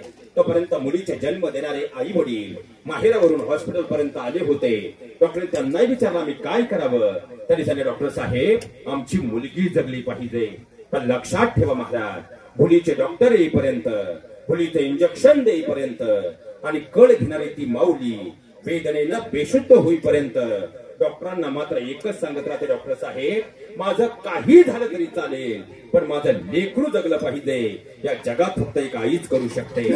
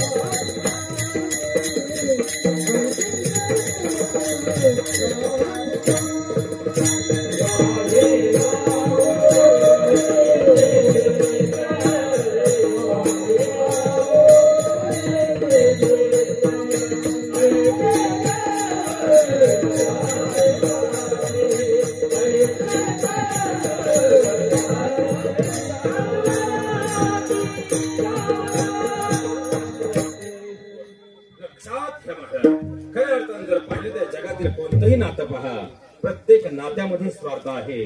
पण जिथं माता पित्याशी नातं येतं ते स्वार्थ नावाचा भाव राहू शकत नाही. कारण महत्वाच्या काळचावरचा परमोच्च मायेचा कळस म्हणजे माता पित्याशी असणारं नातं आहे. नवऱ्यानं स्वार्थ पाहिला, बायको जगली पाहिजे. सासऱ्यांनी स्वार्थ पाहिला, आमची सून जगली पाहिजे. आई वडिलांनी स्वार्थ पाहिला, आमची मुलगी जगली पाहिजे. पण काही मिनिटांनंतर मातृत्वाचं लेणं आपल्या पदरी घेणारी ती माऊली मात्र शेवटपर्यंत सांगत राहते, डॉक्टर साहेब माझा मृत्यू झाला तरी चालेल पण माझं लेकरू जगलं पाहिजे. या जगात फक्त एक आईच करू शकते. हो याही पुढे जाऊन सांगेल, महिला मंडळ बाळ जन्माला येईपर्यंत 9 महिने 9 दिवसांचा कालखंड जातो. पण या 9 महिने 9 दिवसांच्या काळात साधारणपणे 4 सोनोग्राफी आपल्याकडे केल्या जातात. पण या 4 सोनोग्राफीमध्ये 7व्या महिन्याच्या अगोदर तुम्ही रोज जरी सोनोग्राफी केली तरी बाळाच्या हृदयाचे ठोके हे 7व्या महिन्याच्या अगोदरच्या कोणत्याही सोनोग्राफी सम्यकपणे मोजता येत नाहीत. बाळाच्या हृदयाचे ठोके हे 7व्या महिन्याच्या सोनोग्राफीतच तपासले जातात आणि त्यानंतर डॉक्टर असं सांगतात, काळजी करायचं कुठलंही कारण नाही, बाळाच्या हृदयाचे ठोके अत्यंत व्यवस्थित आहे. आता एका मिनिटासाठी आपण मेडिकल सायन्सचा अभ्यास करूया. मेडिकल सायन्स आपल्याला असं सांगतं की तुम्ही मी जो श्वास घेतो, हा घेतलेला श्वास आपल्या फुफ्फुसापर्यंत पोचतो, त्यानंतर हृदयात त्याचं पंपिंग होतं, त्यानंतर हृदयाचा ठोका पडतो. म्हणजे मेडिकल सायन्स आधारे श्वास घेतल्याशिवाय हृदयाचा ठोका पडू शकत नाही. मग बाळ तर आईच्या गर्भात आहे, मग बाळ श्वास घेतं कसं? उद्या जाऊन तुम्ही कोणत्याही डॉक्टरांना विचारा, डॉक्टर तुम्हाला सांगतील बाळ कुठलाही श्वास घेत नाही. आई जो श्वास घेते त्यातला अर्धा श्वास 9 महिने 9 दिवस ते आपल्या बाळाला अर्पण करत असते. आणि पुरुष मंडळी, मला जाणीवपूर्वक तुम्हाला यासाठी हे वाक्य व्यासपीठावरून सांगायचं होतं, कारण मेडिकल सायन्सनं हे प्रूव्ह केलंय की तोच अर्धा श्वास जर तुमच्यावर आणि माझ्यावर घेण्याची वेळ आली तर पुढच्या 13.5 तासांच्या आत आपल्याला व्हेंटिलेटर म्हणजे कृत्रिम श्वासोच्छ्वास जोडावा लागतो. ती माऊली मात्र 9 महिने 9 दिवस आपला अर्धा श्वास आपल्या बाळाला अर्पण करत असते. हो, याही पुढे जाऊन सांगेल, महिला मंडळ बाळ जन्माला आलं की बाळ पहिल्यांदा रडतं, चूक की बरोबर? बाळ जर नाहीच रडलं तर डॉक्टर चिमटा घेऊन का होईना ते बाळ रडवतात, पण जोपर्यंत बाळ रडत नाही तोपर्यंत आईशी असणारा बाळाचा नाळ कापला जात नाही. आणि बाळ कितीही गुटगुटीत असू द्या, बाळ कितीही सुदृढ असू द्या, पण जर बाळ रडण्याच्या अगोदर आईशी असणारा बाळाचा नाळ कापला तर मेडिकल सायन्स सांगतं पुढच्या काही मिनिटात बाळ गतप्राण होतं, जागेवर मरतं, म्हणजे जागेवर संपतं. याचं कारण असं आहे, बाळ आईच्या गर्भात असताना त्याच्या डाव्या बाजूचं जे फुफ्फुस आहे हे गर्भात चालू असतं आणि उजव्या बाजूचं जे फुफ्फुस आहे हे बाळ गर्भात असताना पूर्णतः बंद म्हणजे कोरकट्ट असतं.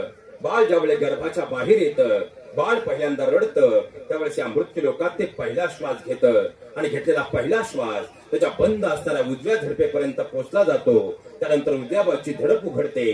ती झडप उघडल्यानंतर नाळेसह पहिल्यांदा त्या बाळाला डॉक्टर आपल्या हातावर पालथं घेतात, दोन्ही फुफ्फुसा सुरू झाल्याची खात्री करतात आणि ही खात्री डॉक्टरांना पटल्यानंतर ते आईशी असणारा बाळाचा नाळ कापतात आणि मग बाळाला जीवदान या मृत्यूलोकामध्ये मिळतं. हे आईनं या मृत्यूलोकात केलेलं दुसरं दान म्हणजे प्राणदान आहे.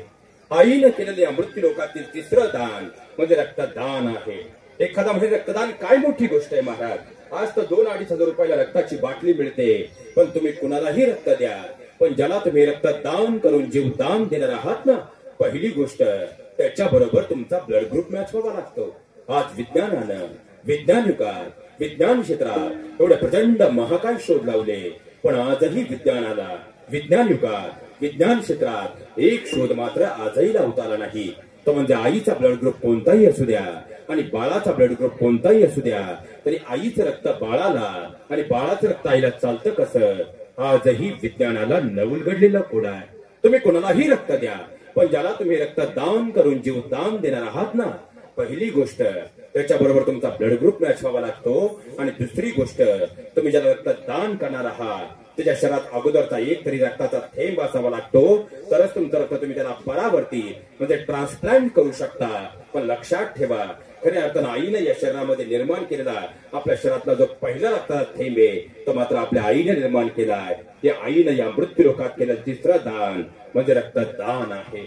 आईनं केलेल्या मृत्यूलोकातील चौथं दान म्हणजे अस्थिदान आहे. 2 भावांमध्ये जर प्रॉपर्टीवरून वाद झाले तर आम्ही हाडांच्या बळावर बोलतो, पाहून घेई. 2 मित्रांमध्ये जर कॉलेजमध्ये काही वाद झाले तर आम्ही हाडांच्या बळावर बोलतो, पाहून घेई. पण ज्या हाडांच्या बळावर तुम्ही मी बोलतोय ना, ही तुमच्या माझ्या शरीरातली हाडं आपल्या आईनं स्वतःच्या रक्ताचं पाणी करून तुमच्या माझ्या शरीरात निर्माण केली. आईनं फक्त हाडं नाही दिली हो, ती मजबूत होण्यासाठी तिनं दुधा वाटे कॅल्शियम सुद्धा दिलं. विचार करा, आम्ही 80 वर्षात झालो तरी केस सुंदर दिसावे म्हणून केस काळे करण्यासाठी डायचा वापर करतो. महिला मंडळ, आम्ही जन्मल्यापासून मृत्यूपर्यंत जर बारकाईने हिशोब केला तर चेहरा सुंदर दिसावा म्हणून आपण जन्मल्यापासून मृत्यूपर्यंत 2 ते 2.5 टन पावडर चेहऱ्यासाठी वापरतो. पण शेवटचा दिवस येतो, स्मशानभूमीत अग्निडाग दिला जातो आणि दुसऱ्या दिवशी सकाळी आपण जेव्हा आरती आणायला जातो तेव्हा काळे केलेले केस राहत नाहीत, सजवलेला चेहरा राहत नाही, राहतात त्या फक्त आस्ती म्हणजे हाड, कारण त्या आमच्या आईनं आम्हाला दिली. अहो लोखंड मातीत टाका, 2 वर्षात गंजून त्याचं पाणी होतं, माती होते. पण आजही लाखो नाही तर करोडो वर्षापूर्वीचे मानवी हाडांचे अवशेष आजही उत्खनन करताना जसेच्या तसे सापडतात. कारण ही माती सुद्धा मातेने दिलेल्या हाडांची माती करू शकत नाही. मातृत्वाचा चौथा उपकार आहे. आणि आईनं केलेलं त्या मृत्यू लोकातील शेवटचं 5वं दान. पण हे दान व्यासपीठावरून मांडण्यापूर्वी ज्या व्यासपीठावर मी उभा आहे त्या व्यासपीठाच्या वारकरी परंपरा मला ज्ञात आहे. पण माझ्या शब्द आणि विषयाला व्यासपीठावरून न्याय द्यायचा आहे. म्हणून इथं बसलेल्या प्रत्येक आईच्या चरणावरती मुलगा या नात्याने साष्टांग दंडावर प्रतिपादित करतो आणि माझ्या शब्द विषयाला न्याय द्यायचा आहे. म्हणून या व्यासपीठावर हा शब्द उच्चारतो. आईनं केलेलं 5वं दान म्हणजे लज्जादान आहे. जी तिची लज्जा तिने जन्मा त्या वडिलांसमोर कधी उघडी होऊ दिली नाही, जी तिची लज्जा तिने सख्या भावासमोर कधी उघडी होऊ दिली नाही. पण महाराज लेकराला मात्र जर भूक लागली ना तर मात्र आई काळ पाहत नाही, आई वेळ पाहत नाही, आई जागा पाहत नाही. पहिल्यांदा पाहणं आपल्या लेकराच्या तोंडात देते, कारण त्या लेकराची भूक त्या माऊलीसाठी सर्वस्व असतं.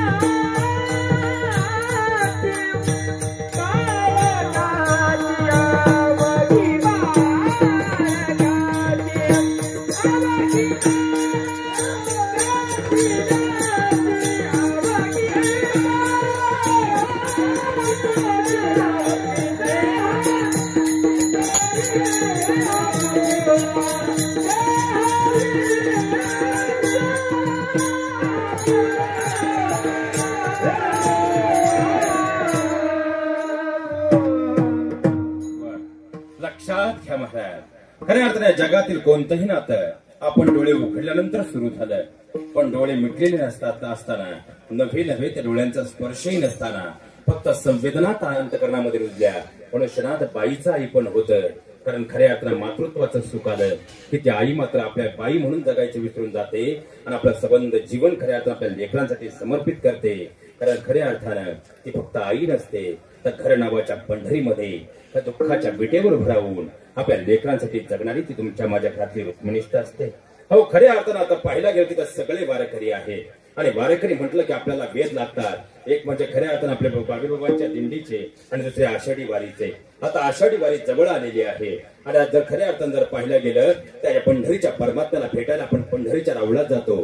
तो पंढरीचा परमात्माही पंढरीच्या रावळात आलाच कसा हो? पुंडलिकांच्या घरामध्ये मुलबाळ नव्हतं, म्हणून तो पुंडलिकाने आपली धर्मपत्नी आणि माता पितांना बरोबर घेतलं आणि काशी यात्रा केली. काशीला वास्तव्याला असताना त्याने परमात्म्याच्या नामानं आर्तटाहो फोडला, पण परमात्मा मात्र भेटीला आलेच नाही. पण इकडे रोहिदास महाराजांनी कर्म करताना आपल्या माता पित्यांची अखंड सेवा केली, तर स्वतःहून गंगा माता त्यांच्या चर्म भांड्यामध्ये प्रकट झाली. त्याने तिला लोहदंड माझ्या पुंडलिकांनी हाती घेतला. चंद्रभागेच्या काठावर ज्या ठिकाणी तरुण उठला त्या ठिकाणी तेच देवत्व त्यांनी आपल्या मातापित्यांमध्ये पाहिलं आणि त्या देवत्वाची अखंड पूजा करायला सुरुवात केली. म्हणून तर काशी यात्रेला अर्थ टाकून फोडूनही न आलेला भगवान परमात्मा आता मात्र आमंत्रणाविना न बोलवताही जेव्हा पुंडलिकाने ते देवत्व आपल्या आईवडिलांमध्ये पाहून त्यांची पूजा करायला सुरुवात केली, तेव्हा मात्र स्वतःहून द्वारकेवरून पंढरपूर निवास झाला. मग आम्ही जर आमच्या घरातल्या आमच्या माता पित्यांना या मृत्यू लोकांमध्ये पुंडलिकांप्रमाणे तोच देवत्वाचा दर्जा देऊ शकलो आणि पुंडलिकांप्रमाणे माता पिता रूपी देव आपलासा करू शकलो, तर ज्याप्रमाणे द्वारकेचा राणा स्वतःहून पंढरपूर निवास झाला, त्याप्रमाणे पंढरीचा रायाही स्वतःहून आपल्या घरी आल्याशिवाय राहणार नाही. पण त्यासाठी आम्हाला काय करावं लागेल, तर पुंडलिकांप्रमाणे या मृत्यू लोकांमध्ये माता पिता रूपी देवच आपलासा करावा लागेल. अभंगाचं प्रथम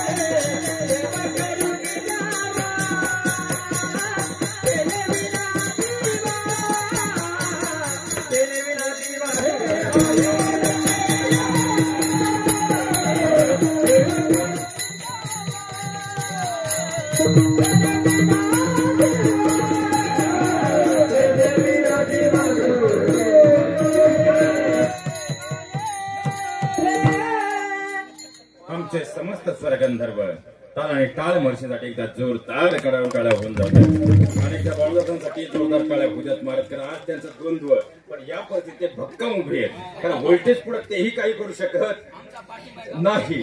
पण खऱ्या अर्थानं त्यांचंही द्वंद्व, कारण अशा वेळेस माणसाच्या मनात फार विचार चालू असतात मात्र, कारण सगळ्यांच्या नजरा त्यांच्याकडे असल्या ते त्यांच्यावरचं दर्पण फार मोठं असतं. पण इलेक्ट्रॉनिक वस्तू पुढे आपण काहीच करू शकत नाही. एकदा जोरदार काळ त्यांच्यासाठी लक्षात तोच खऱ्या अर्थानं पाहिला गेलं तर पुंडलिकाने परमात्म्याला अर्थ टाकून फोडला. परमात्मा आलाच नाही, पण तोच परमात्मा मात्या पित्यांमध्ये पाहिला तर द्वारकेचा राणा पंढरपूर निवास झाला.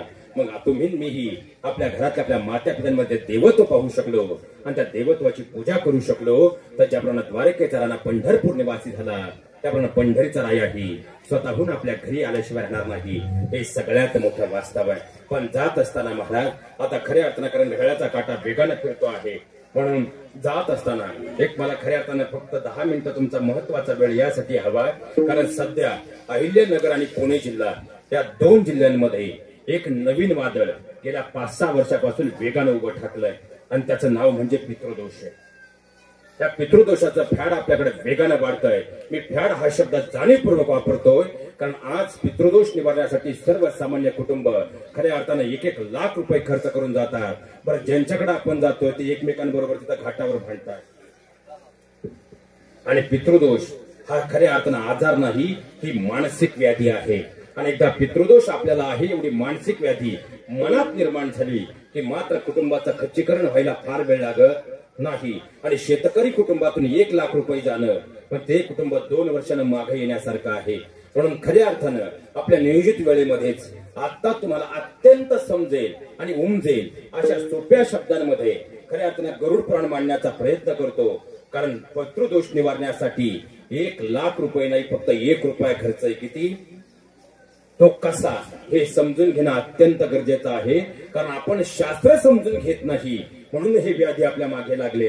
आता आपण खऱ्या अर्थानं 2 अनुषंग आपल्याला शोधायचे जे कीर्तनाच्या सुरुवातीला होते. आपण 15 श्राद्ध पाहिली होती, 16वं श्राद्ध कारण प्रश्न आज आपल्याला पडत नाही. आता खऱ्या अर्थानं आपण कीर्तनकार, प्रवचनकार एक वाक्य सांगतो की बाबांचं समजा आईंचं ज्यांचं कोणी त्या व्यासपीठावर असेल त्यांचं जीवन असं होतं की त्यांना मोक्ष मिळाला.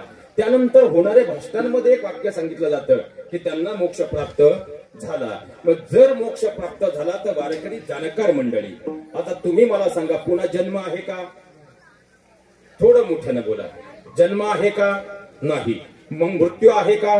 नाही. मग जन्म मृत्यूच जर नाही तर मग त्यांना पित्र कशी काय घालतो आपण? जर त्यांना जन्म आणि मृत्यू नाही तर मग पित्र पंधरवड्यात येणारा कावळा फक्त कावळाच आहे का? हा प्रश्न जर आम्हाला पडलाच नाही तर या व्यासपीठावर हा फक्त नारळ पाकिटाचा खेळ होऊन बसेल. हे प्रश्न इथून पुढच्या काळात श्रोत्याला पडणं गरजेचं आहे. आता लक्षात घ्या, आपल्याकडे खऱ्या अर्थानं इकडल्या पट्ट्यातही कमी आहे, पण पुणे आणि वरचा जर संगमनेरच्या वरचा पट्टा पाहिला तर 5.5 महिन्याची विधी सुद्धा आपल्याकडे होतात. हात जोडून नम्रतापूर्वक विनंती करतो, हिंदू धर्मशास्त्रातल्या कोणत्याही शास्त्रात 5.5 महिन्याचा विधी मान्य नाही. पण नेमका हा विधी आहे कसा? वर्षश्राद्ध विधीचं महात्म्य नेमकं काय आहे? लक्षात घ्या महाराज. अत्यंत सोप्या भाषेमध्ये अवघ्या पुढच्या 10 मिनिटांमध्ये आपण खऱ्या अर्थानं आजचा विधी समजून घेऊयात. कारण गरुड पुराणामध्ये भगवान परमात्मा गौडराजाला सांगतात, हे गौडराजा, या मृत्यूलोकातील देहातील चैतन्य गेल्यानंतर त्याला माझ्यापर्यंत पोहोचण्यासाठी 1 दिवसांचा परिपूर्ण काळ लागतो.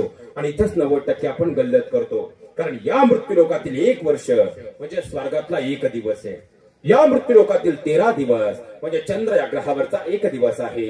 या मृत्यूलोकातील 23 दिवस म्हणजे मंगळ या ग्रहावरचा 1 दिवस आहे. मग स्वर्गातला 1 दिवस म्हणजे मृत्यूलोकातील किती?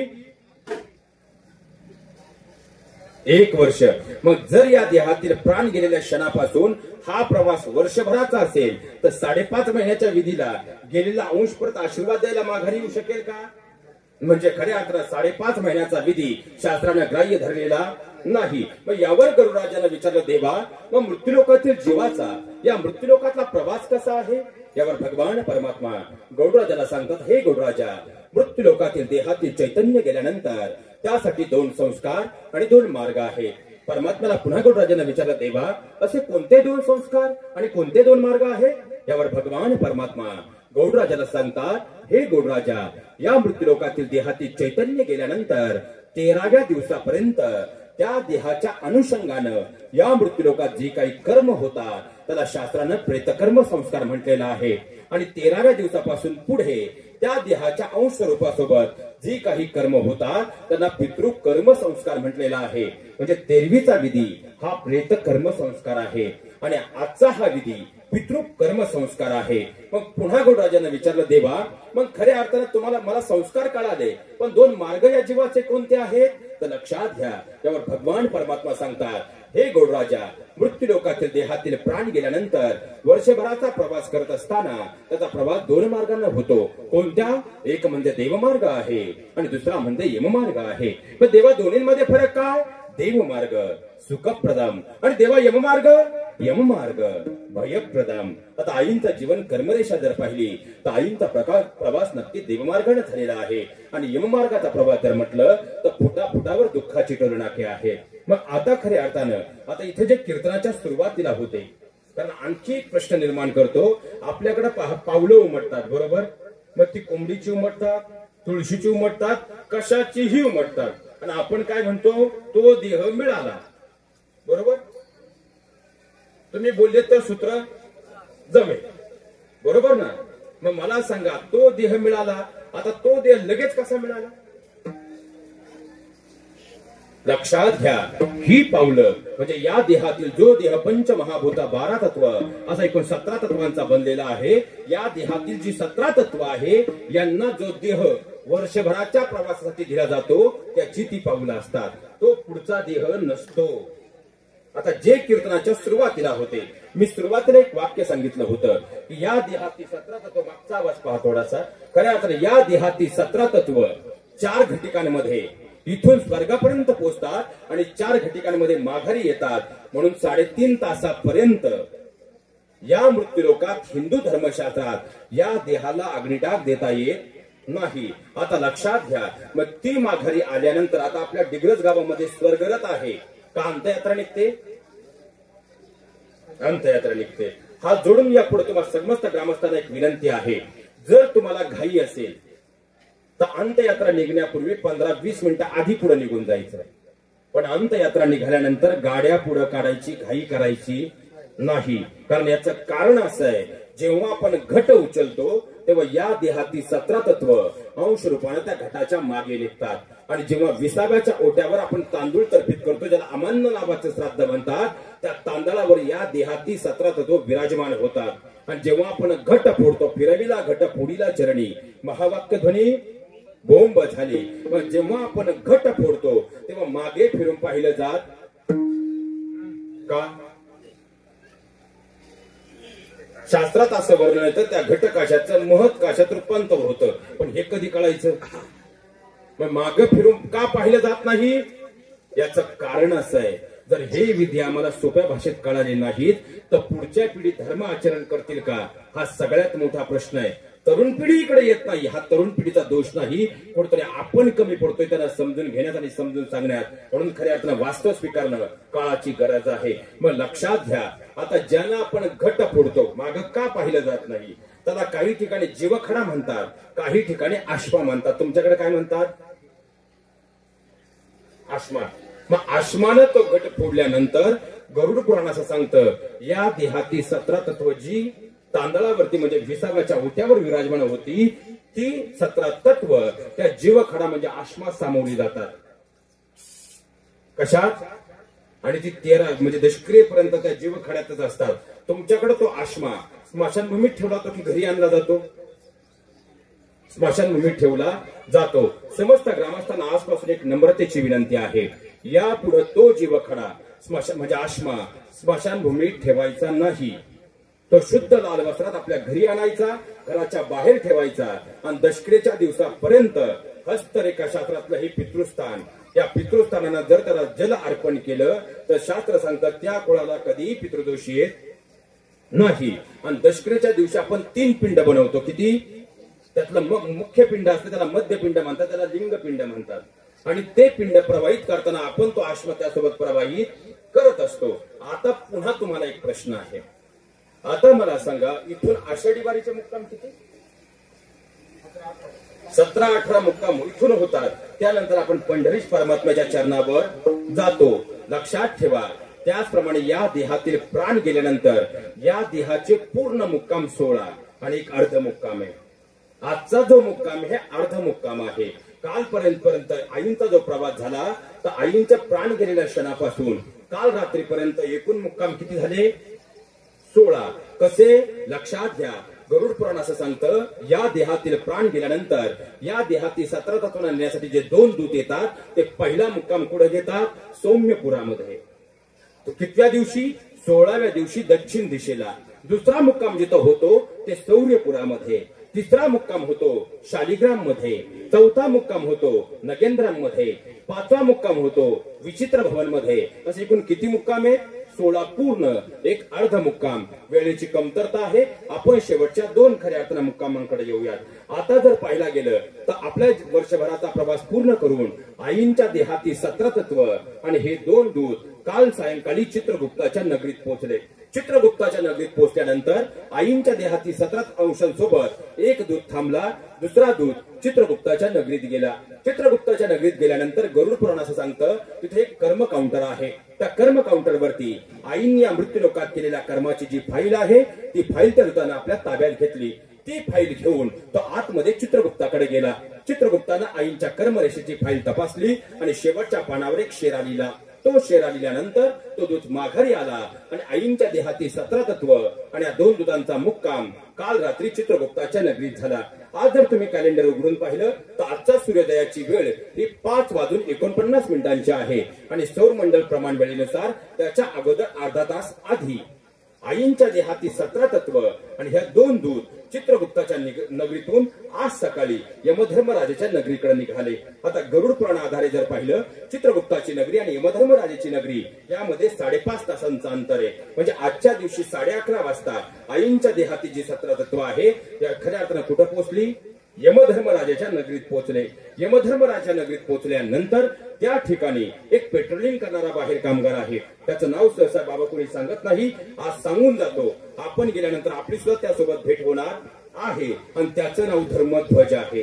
हा धर्मध्वजाच्या हातामध्ये ती फाईल दिल्यानंतर तो फाईल तपासतो, चित्रगुप्ताचा शेरा पाहतो आणि त्यानुसार तो निर्णय घेतो कोणत्या दरवाज्यातून आत सोडायचंय.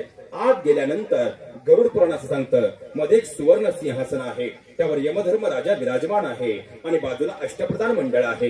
हे अष्टप्रधान मंडळ आईंनी या मृत्यूलोकात केलेल्या कर्माची फाईल तपासतं. त्यावेळी यमधर्मराजा मात्र त्या ठिकाणी 5 साक्षीदारांना बोलावून घेतो. हे 5 साक्षीदार आल्याशिवाय गरुड पुराण आधारे या मृत्यूलोकातील कोणत्याही जीवाचा निकाल लागत नाही. मग हे 5 साक्षीदार कोणते आहेत? पहिले साक्षीदार म्हणजे प्रकृती परमात्म्याचा अंश आहे. कारण देव आहे हृदय मंदिरी किंवा सर्वाघटी. मग या देहातील जो परमात्म्याचा अंश आहे तो या देहापासून क्षणभर तरी विलग झालाय का? म्हणून पहिले साक्षीदार जर कोण असतील प्रकृती परमात्म्याचा अंश आहे. दुसरे साक्षीदार म्हणजे धरणी माता आहे. आपण दरवाजा लावून कोणतेही कृत्य करू शकतो, पण धरणी मातेपासून लपवून कोणतं कृत्य करू शकतो का? म्हणून दुसरे साक्षीदार धरणी माता आहे. तिसरे साक्षीदार म्हणजे खऱ्या अर्थानं सूर्य देवता आहे, दिवसभर कॅमेरा सुरू आहे. चौथे साक्षीदार म्हणजे चंद्र देवता आहे, रात्रभर कॅमेरा सुरू आहे. आणि 5वे साक्षीदार म्हणजे गणपती बाप्पा आहेत. या 5 साक्षीदारांची साक्ष नोंदवल्यानंतर त्या ठिकाणी यमधर्मराजा वायुदेवतेला तात्काळ बोलावून घेतो. वायुदेवता आल्यानंतर वायुदेवतेसोबत आईंच्या देहाती जी 17 तत्व आहेत या 17 तत्वांना घेऊन वायुदेवता तात्काळ ज्या ठिकाणी हा सोहळा सुरू आहे म्हणजे आज या ठिकाणावर येतात. इथं आल्यानंतर ते आपल्या हात आलेला सोहळा पाहतात आणि त्यांना जर समाधान प्राप्त झालं तर अंश रूपाने ते आशीर्वाद देतात. आणि गरुड पुराण स्कंद क्रमांक 7 असं सांगतो, आजच्या दिवशी जर आलेल्या खऱ्या अर्थानं अंश रूपाचा आशीर्वाद या कुळाला मिळाला तर तुम्हाला कुणीही पितृदोष सांगू द्या, ह्या कानानं ऐकन ह्या कानानं सरळ सोडून द्या. आता इथून पुढे पितृदोष खरा समजून घ्यायचा आहे. मग आता खऱ्या अर्थानं पाहिलं जर गेलं तर ज्यावेळेस या ठिकाणी त्यांचा आशीर्वाद प्राप्त होतो यमधर्मराजाच्या आदेशानं आज संध्याकाळपर्यंत सूर्यास्तापर्यंत, लक्षात घ्या महाराज, आज सूर्यास्तापर्यंत आपण परमेश्वरला विनंती करू शकतो की देवा आईंना तुझ्या चरणावर अखंड जागा दे. उद्यापासून ही विनंती करू शकत नाही. याचं कारण काय तर लक्षात घ्या, यमधर्मराजाच्या आदेशानं आईंचं जेव्हा 17 अंश या ठिकाणी येतात ते आपल्या कुळाला आशीर्वाद देतात आणि पुन्हा माघारी जातात. आता तिथं सौरमंडल प्रमाण वेळ हा शब्द महत्वाचा आहे, कारण अक्षांश आणि रेखांशाचा मध्यान्ह छेदला की आपल्याला ग्रह प्रमाण वेळ मिळते. आणि इथं आपल्याला ग्रह प्रमाण वेळ अत्यंत महत्वाची आहे. म्हणजे आपण जेव्हा कॅलेंडर मध्ये जी वेळ पाहतो ही रोजच्या सूर्योदयाची, ही कशा आधारे निघते तर रेखांश आणि अक्षांशाचा मध्यान्ह छेदला की प्रमाण वेळ मिळते. आणि या प्रमाण वेळेनुसार जर पाहिलं तर आज सूर्यास्ताच्या अगोदर आईंच्या देहाती जी 17 तत्व आहेत यांना घेऊन हे दूत पुन्हा माघारी जातात. आणि आज संध्याकाळी लक्षात घ्या, मृत्यूलोकातील प्रत्येक जीवाचं हे शास्त्र आहे. तर ही जी 17 तत्व आहेत याचे 3 समान भाग होतात. किती? 3. त्यातला जो पहिला अंश आहे तो प्रकृती स्वतःच सामावून घेते. जो परमात्म्याला अंश आहे तो परमात्मा स्वतःच सामावून घेतो. दुसरा जो अंश आहे तो पितृलोकात पाठवला जातो. आता पितृलोक काय भानगडे? कुळीची ही कुळदेवी केली ठावी. आपण त्यांना का धन्यवाद देतो याचं कारण आहे, आता इथून मागची जेवढी आपली कुळ परंपरा आहे ह्या सगळ्यांचे असे 3 भाग झालेले आहेत आणि त्याचा मध्यभाग कुठे आहे? पितृलोकात. आणि तिथं त्यांच्यात जर बंडखोरी झाली, कारण इथं ते नीट राहिले, मग तिथं जर काही बंडखोरी झाली त्याचा त्रास कुठे होतो? लक्षात घ्या. मग जर त्याचा त्रास इथं होत असेल तर त्यांचा त्रास होऊ नये म्हणून या पितृलोकाचे जे स्वामी आणि स्वामिनी आहेत त्यांच्या चरणावर जाणं गरजेचं आहे. आणि या पितृलोकाचे स्वामी आणि स्वामिनी म्हणजे आपली कुलदेवी कुलदेवता आहे. आता इथं जर कोणाला पितृदोष असेल त्यांना पहिलं कारण सांगण्यात येतं, खऱ्या अर्थानं तुमच्या कुलदेवी कुलदेवतेला जाणं झालं नाही आणि ज्यांनी पितृदोष दूर करण्याचा विधी केला असेल, विधी केल्यानंतर डायरेक्ट घरी येता येत नाही. तिथून आपली कुलदेवी कुलदेवता नारायणपूर मग घरी. बरोबर ना? जर खऱ्या अर्थानं वर्षातून, आता त्यात आणखी 2 फॅड आले सध्या आपल्याकडे. एक म्हणजे गेलेल्या व्यक्तीचा फोटो घरात ठेवायचा नाही. तुमच्याकडे आहे का हे फॅड? आलंय का? जर असं पुढे फॅड असेल तर मी आज दिवसभर थांबून राहतो महाराज. कारण गेलेल्या व्यक्तीचा फोटो जर घरात चालत नसेल, त्यांची संपत्ती सुद्धा चालता कामा. बरोबर आहे का चुकीचं आहे? कारण आता पितृदोषासाठी मागच्या 3 पिढ्या विचारतात. किती? ही जी फेट्यावाली मंडळी आहेत, चुकीवाली मंडळी, यांना मागच्या 3 पिढ्या माहीत आहेत. पण जर तुमच्या पिढ्यानपिढ्यांचे फोटोज घरातून गेले तर तुमच्या पुढच्या 2 पिढ्यानंतर मागच्या पिढ्या सांगता येतील का? म्हणजे तुम्हाला पितृदोष 100%, म्हणजे ₹1,00,000 फिक्स. धर्म हा आपला श्वास आहे, तो प्राणपणाने जपला पाहिजे, पण त्याला अंधश्रद्धेची जोड मात्र कधी देऊ नये. लक्षात घ्या. मग आता हा दुसरा अंश आहे कुठे? पितृलोकामध्ये आहे. आणि पितृलोकाचा जर वर्षातून एकदा, पुन्हा सांगतो, जोडीनं वर्षातून एकदा जर आपण आपल्या कुलदेवी कुलदेवतेला गेलो, कारण जोडीनं शब्द महत्वाचा आहे सर. असं आपण गोवा काय कुठेही फिरू, पण जोडीनं म्हणल्यानंतर घाम आल्याशिवाय राहत.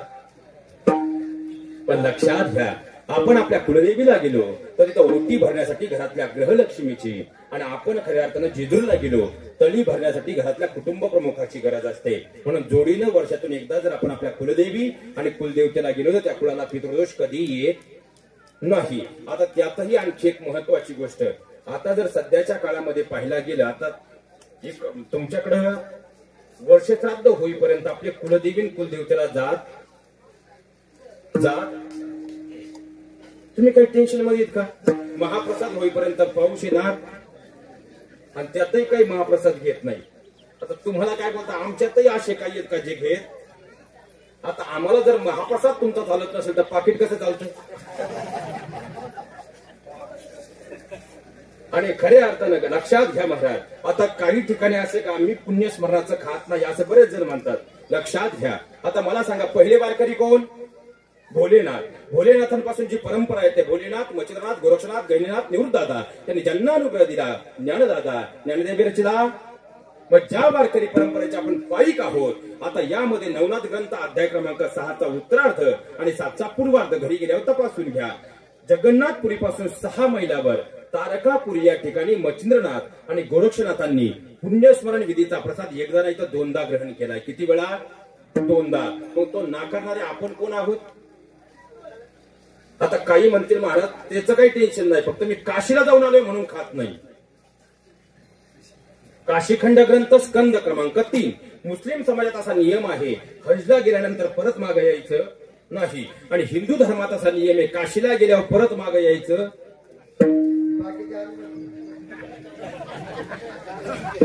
आता काशीला गेल्यानंतर महिला मंडळ तुम्ही सुनेसाठी जात पळपट आणलंय आणि पुरुष मंडळी तुम्ही नातवासाठी ट्रॅक्टर जीसीपी खेळणे आणले.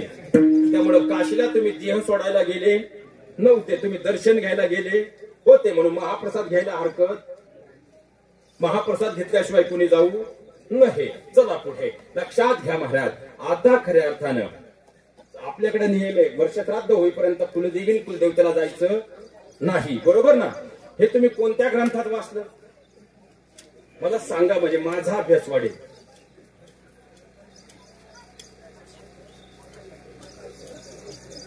कोणत्या ग्रंथात तुमच्या वाचनात आलंय का?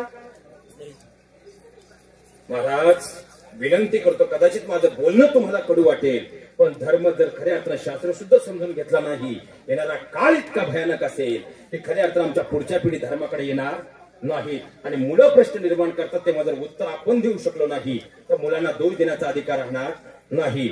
लक्षात घ्या महाराज, नम्रतेची एक तुम्हाला विनंती शास्त्राधारे करतो. आता खऱ्या अर्थानं गेलेल्या व्यक्तीला परमात्म्याच्या चरणावर जागा मिळावी ही परमात्म्याला विनंती निकालाच्या आधी केली पाहिजे का नंतर? आधी का नंतर? आधी. मग आधी जर विनंती केली पाहिजे तर वर्षश्राद्ध होण्याच्या अगोदर आपण आपल्या कुलदेवी कुलदेवतेला गेलं पाहिजे का नंतर? आधी. मग खऱ्या अर्थानं शास्त्र असं सांगतं वर्षश्राद्ध होण्याच्या अगोदर सहकुटुंब जर आपण आपल्या कुलदेवी कुलदेवतेला गेलो तर खऱ्या अर्थानं त्या पुण्याचा पुण्यसाठा त्या कुटुंबासाठी त्या अंश रूपाला प्राप्त झाल्याशिवाय राहत नाही. म्हणून खऱ्या अर्थानं त्या विधीच्या अगोदर गेलंच पाहिजे. आणि तिसरा जो अंश आहे, दुसरा अंश कुठे आहे? पितृलोकामध्ये. आणि तिसरा जो अंश आहे तो खऱ्या अर्थानं कर्मरेषे आधारे दिलेल्या निर्णयानुसार पुढच्या गतीला जातो. जो पुढच्या गतीला जातो तो फिरून परत कधी आपल्या घरी येत नाही. मग 16वा साधा आपण पितृपंधरवड्यामध्ये करतो किंवा द्वितीय पुण्यस्मरण करतो. जाणकारांच्या मनातला शेवटचा प्रश्न, महाराज त्यावेळेस येणारा अंश कोणता? तर पितृलोकामध्ये जो अंश आहे तो पितृपंधरवड्यामध्ये आणि पुण्यस्मरण विधीला खऱ्या अर्थानं यापुढे येणार आहे. म्हणून खऱ्या अर्थानं जो अंश तिसरा, एक तर परमात्म्याच्या चरणावर मोक्ष गतीला जातो किंवा पुढच्या गतीला जातो. मग जरी मोक्ष प्राप्त झाला तरी पितृ घातलीच पाहिजेत, कारण ज्या अंशाला ते प्राप्त होतं तो अंश आहे. आणि जो देह सजीव स्वरूपातून वर देह स्वरूप वर जातो त्यांना खऱ्या अर्थानं ही कोणती गोष्ट लागू होत नाही, ते संत आहेत. पण जीवाची गती ही गरुड पुराणाने या पद्धतीने सांगितलेली आहे.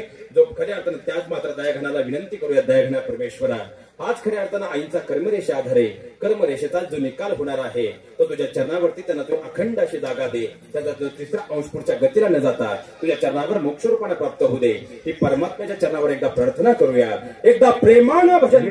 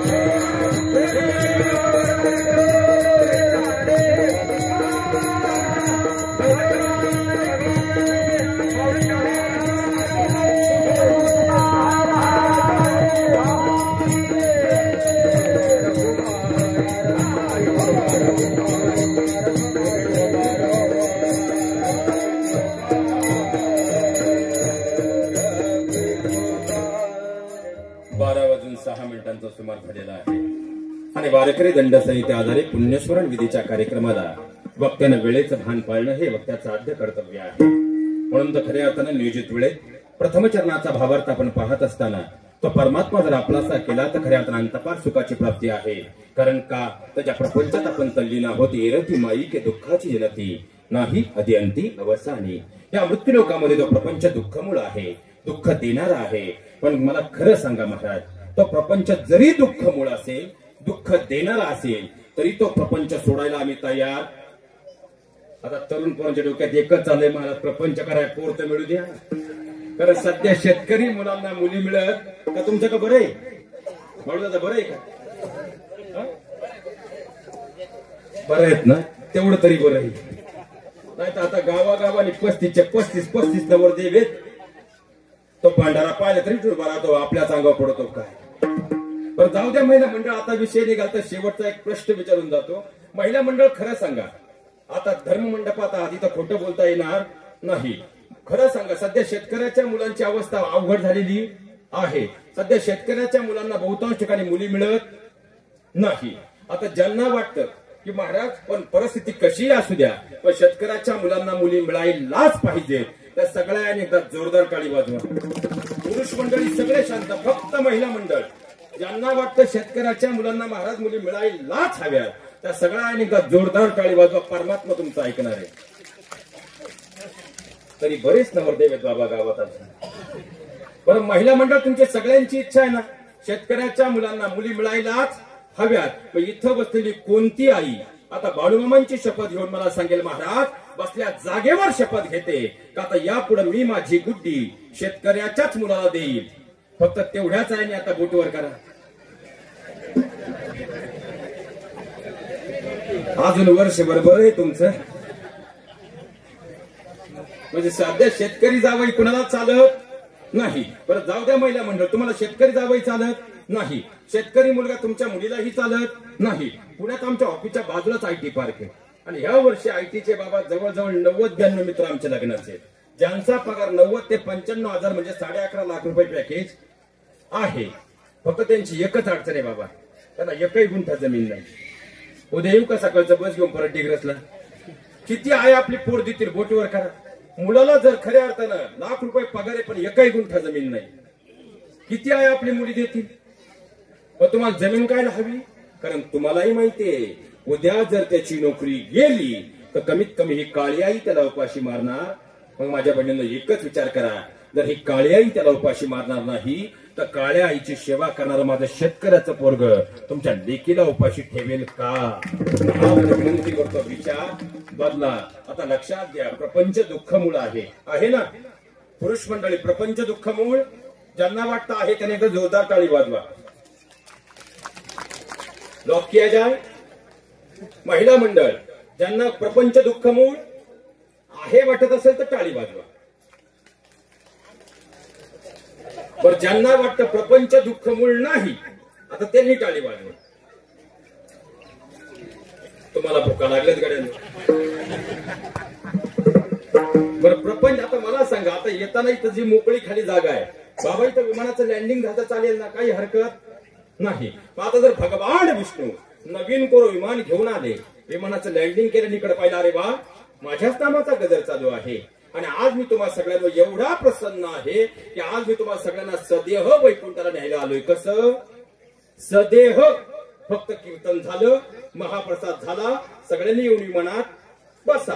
आणि आत्ताच्या धर्ममंडपात आपण आहोत इथं खऱ्या अर्थानं मृत्यू आला तरी खोटं बोलता येणार, कारण बाबी बाबांचा अंशरूप तुमच्याकडे पाहतंय. त्यामुळे मृत्यू जरी झाला तरी धर्ममंडपात खोटं बोलता येत नाही. आणि जर तुम्ही खोटं बोलले, येताना मी हनुमंतरायांचं मंदिर पाहिलंय आणि त्यांच्या हातात गदा आहे, ती कधी नशिबाची पडेल भरोसा. मग किती जण विमानात बसायला तयार आहे बोटीवर करा. फक्त परत येणं होणार आणि इथं खोटं बोलता येणार. थांबू लागलं ते 1 मिनिट. मी म्हणून राहिले असं तुम्हाला सकाळी 7:30ला, दुपारी 1:30 वाजता आणि संध्याकाळी रोज 9:30ला सांगणारी सुद्धा आता बोटवर करायला तयार. प्रपंच कसाही असू द्या पण वास्तवात तो सोडायला आम्ही तयार नाही. मग या प्रपंचातून जर परमार्थ करायचा असेल तर काही मार्ग नाही का. तुकोबाराय म्हटले ठीक आहे, मग काय करावं लागेल. अविनाश करी आपुली ऐसे लाभी मना पिसे गोविंदाचे नासक्या देहातही सोनं होईल. पण त्यासाठी मनाला परमात्म्याच्या नामाचा छंद जोडावा लागेल. पण महाराज त्यानं काय होईल. अंतकरणातले काम क्रोध मोह माया लोभ हे विकार दूर होतील, चित्त निर्मळ होईल आणि निर्मळ झालेलं चित्त या मृत्यूलोकात कर्म असं करेल. तू का म्हणे एका तू का म्हणे एका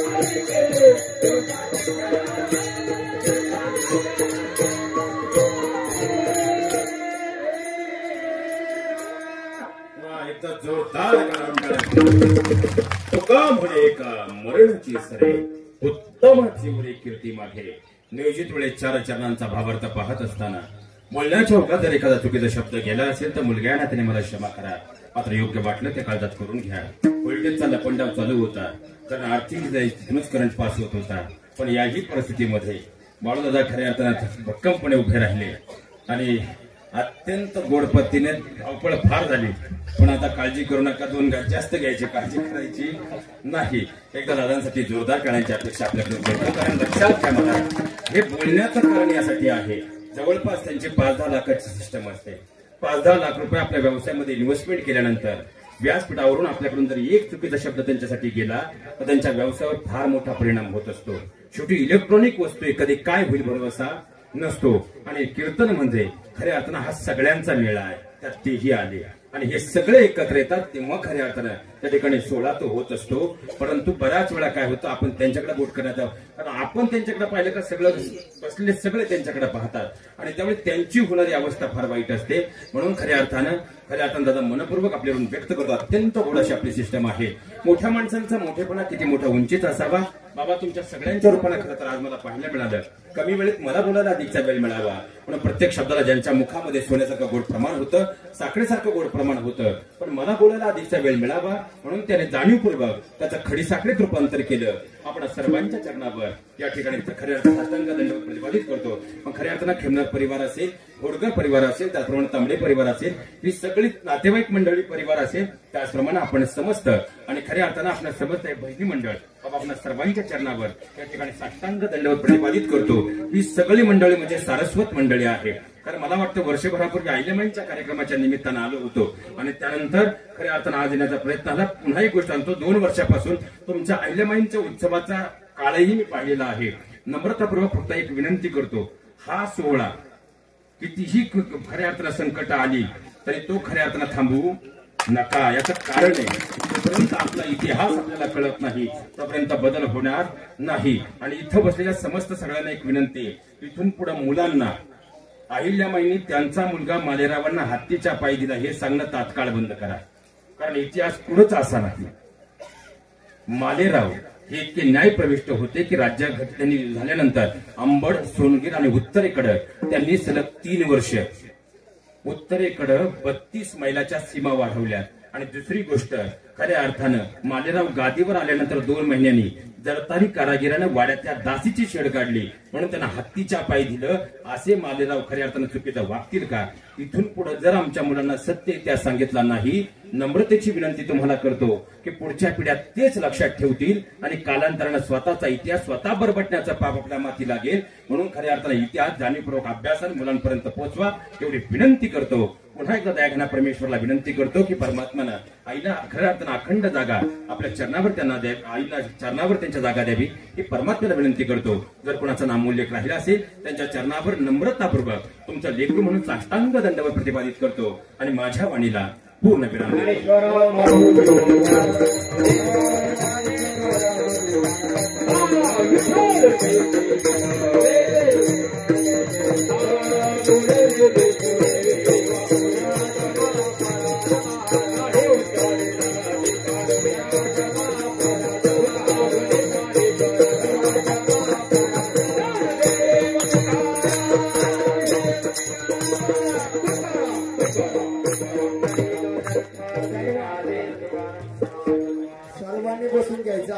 कुणीही जागा सोडायची नाहीये.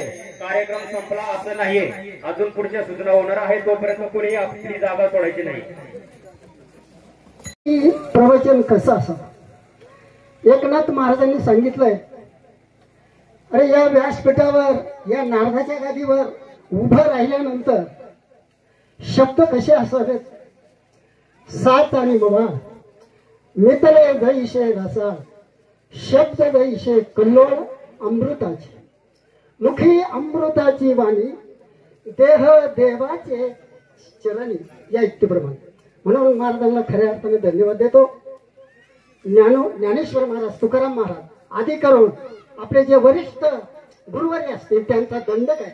नाथ महाराज म्हणतात, भक्ती ज्ञान इतर या गोष्टी न कराव्या, प्रेम भले वैराग्याच्या मूर्ती उभाराव्या, जेणे करुणी मूर्ती ठसावी श्री हरीची अंतरी, आणि आईशी कीर्तन मर्यादा आहे संतांच्या घरची. कोरडे महाराज तुम्हाला विनंती करतो, ती मर्यादा मला वाटतं मी प्रथम तुम्ही जेव्हा सुरुवात केलं प्रबोधन करायला तेव्हापासून महाराजांनी या ठिकाणी ती मर्यादा सांभाळली. आणि म्हणून महाराजांसाठी पुन्हा एकदा सर्वांनी टाळी वाजवली ही विनंती करतो. आणि या मातेला भगवंताने आपल्या स्वरूपाला प्राप्त करून घ्यावं ही सदिच्छा व्यक्त करतो. थांबतो. रामकृष्ण. धन्यवाद महाराज. यानंतर राष्ट्रीय समाज पक्ष संगमेड तालुका अध्यक्ष स्वपनराव तांबडे.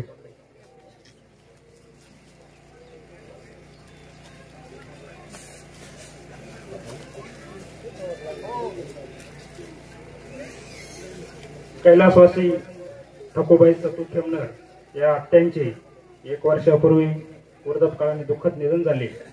त्यांच्या जाण्याने या खेमनर परिवाराला जे दुःख झाले ते दुःख सहन करण्याची परमेश्वर त्यांना शक्ती देवो आणि या आत्याच्या आत्म्यास सद्गती लाभो अशी ईश्वर चरणी प्रार्थना करतो. आज त्यांच्या प्रथम पुण्यस्मरणानिमित्त हरिभक्त परायण निलेश महाराज कोरडे यांनी उत्कृष्ट अशी कीर्तन रूपी सेवा या ठिकाणी पार पाडली. मी महाराजांना डिग्रस ग्रामस्थांच्या वतीने खेमनर परिवाराच्या वतीने खूप खूप धन्यवाद देतो. आणि या आत्यांना माझ्या वतीने आमच्या तांबडे परिवाराच्या वतीने भावपूर्ण श्रद्धांजली अर्पण करतो आणि या ठिकाणी थांबतो. रामकृष्ण हरी. यानंतर हरिभक्त परायण नारायणगिरी महाराज सहकारी दूध संस्थेचे vice chairman Tulshiram Balgonde. Khemnar SM sir.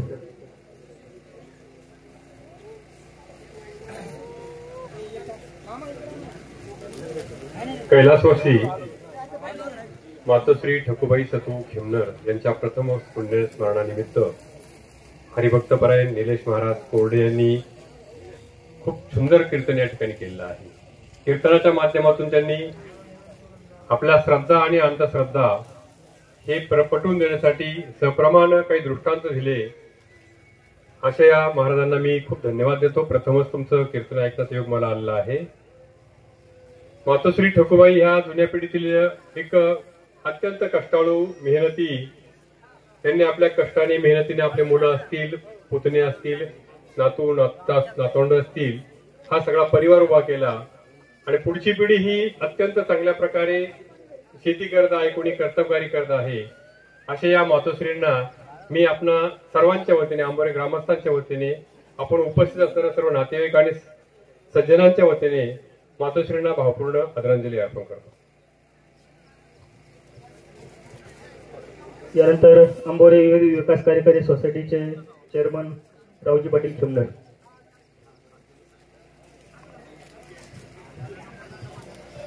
दुःखांकित अंतकरणाने उपस्थित सर्व बंधू आणि भगिनीनो, कैलासवासी ठकूबाई सतू खेमनर ह्या आपल्यातून जाऊन 1 वर्ष झालेलं आहे. त्यांच्या जाण्यामुळं त्यांच्या कुटुंबाला, नातेवाईकाला जे दुःख झालेलं आहे त्यातून सावरण्याची ताकद परमेश्वर त्या देव, तसेच ह्या मातोश्रीच्या आत्म्यास सद्गती मिळो अशी मी परमेश्वर त्यांनी प्रार्थना करतो आणि थांबतो. जय हिंद, जय महाराष्ट्र. संगमनेर सहकारी दूध संघाचे अर्थात राजवंश संघाचे चेअरमन रणजित सिंह दादा देशमुख साहेब यांना विनंती आहे की आपण श्रद्धांजली शब्दांकित करावी. कैलासवासी ठकूबाई खेमनर यांचं प्रथम पुण्यस्मरण या ठिकाणी होतंय. हरिभक्त पारायण निलेश महाराज कोरडे यांचं या ठिकाणी प्रवचन कीर्तन आपण या ठिकाणी झालेलं आहे. तर आता ऐकायची संधी आम्हाला मिळाली नाही उशीर झाल्यामुळं, मात्र त्यांचं अनेक ठिकाणी ऐकलेलं प्रवचन त्या ठिकाणी ऐकायला संधी मिळालेली आहे आणि खूप सुंदर असं प्रवचन ते या ठिकाणी करतात त्याची कल्पना मला आहे. तर ठकूबाईंचं प्रथम पुण्यस्मरण या ठिकाणी होते. मोठ्या संख्येने सर्व त्यांचे नातेवाईक कुटुंब सर्व जमलेलं त्या ठिकाणी आहे. आईंचं पाठीमागं मोठं कुटुंब त्यांचं आहे. पतीचं निधन झाल्यानंतर ठकूबाईंनीच संपूर्ण घराची, कुटुंबाची जबाबदारी त्या ठिकाणी त्यांच्यावर आली आणि 4 मुलं मुली, मोठं कुटुंब त्यांनी सांभाळलं आणि एक आदर्श कुटुंब घडवण्याचं काम खरं आईंनी केलं. मी त्यांच्या जाण्यामुळे त्यांच्या सर्व जे कुटुंबाला दुःख झालेलं आहे त्या दुःखामध्ये मी, माझं कुटुंब, आम्ही देशमुख परिवार त्या ठिकाणी सहभागी आहे. मी आपल्या सर्वांच्या वतीने संगमनेर तालुक्याचे आमदार बाळासाहेब थोरात साहेबांच्या वतीने आईंना भावपूर्ण श्रद्धांजली या ठिकाणी अर्पण करतो आणि थांबतो. धन्यवाद दादा. त्यानंतर सर्व पाहुणे मंडळींना विनंती आहे की आपण स्नेहभोजन घेतल्याशिवाय कोणीही जाऊ नये.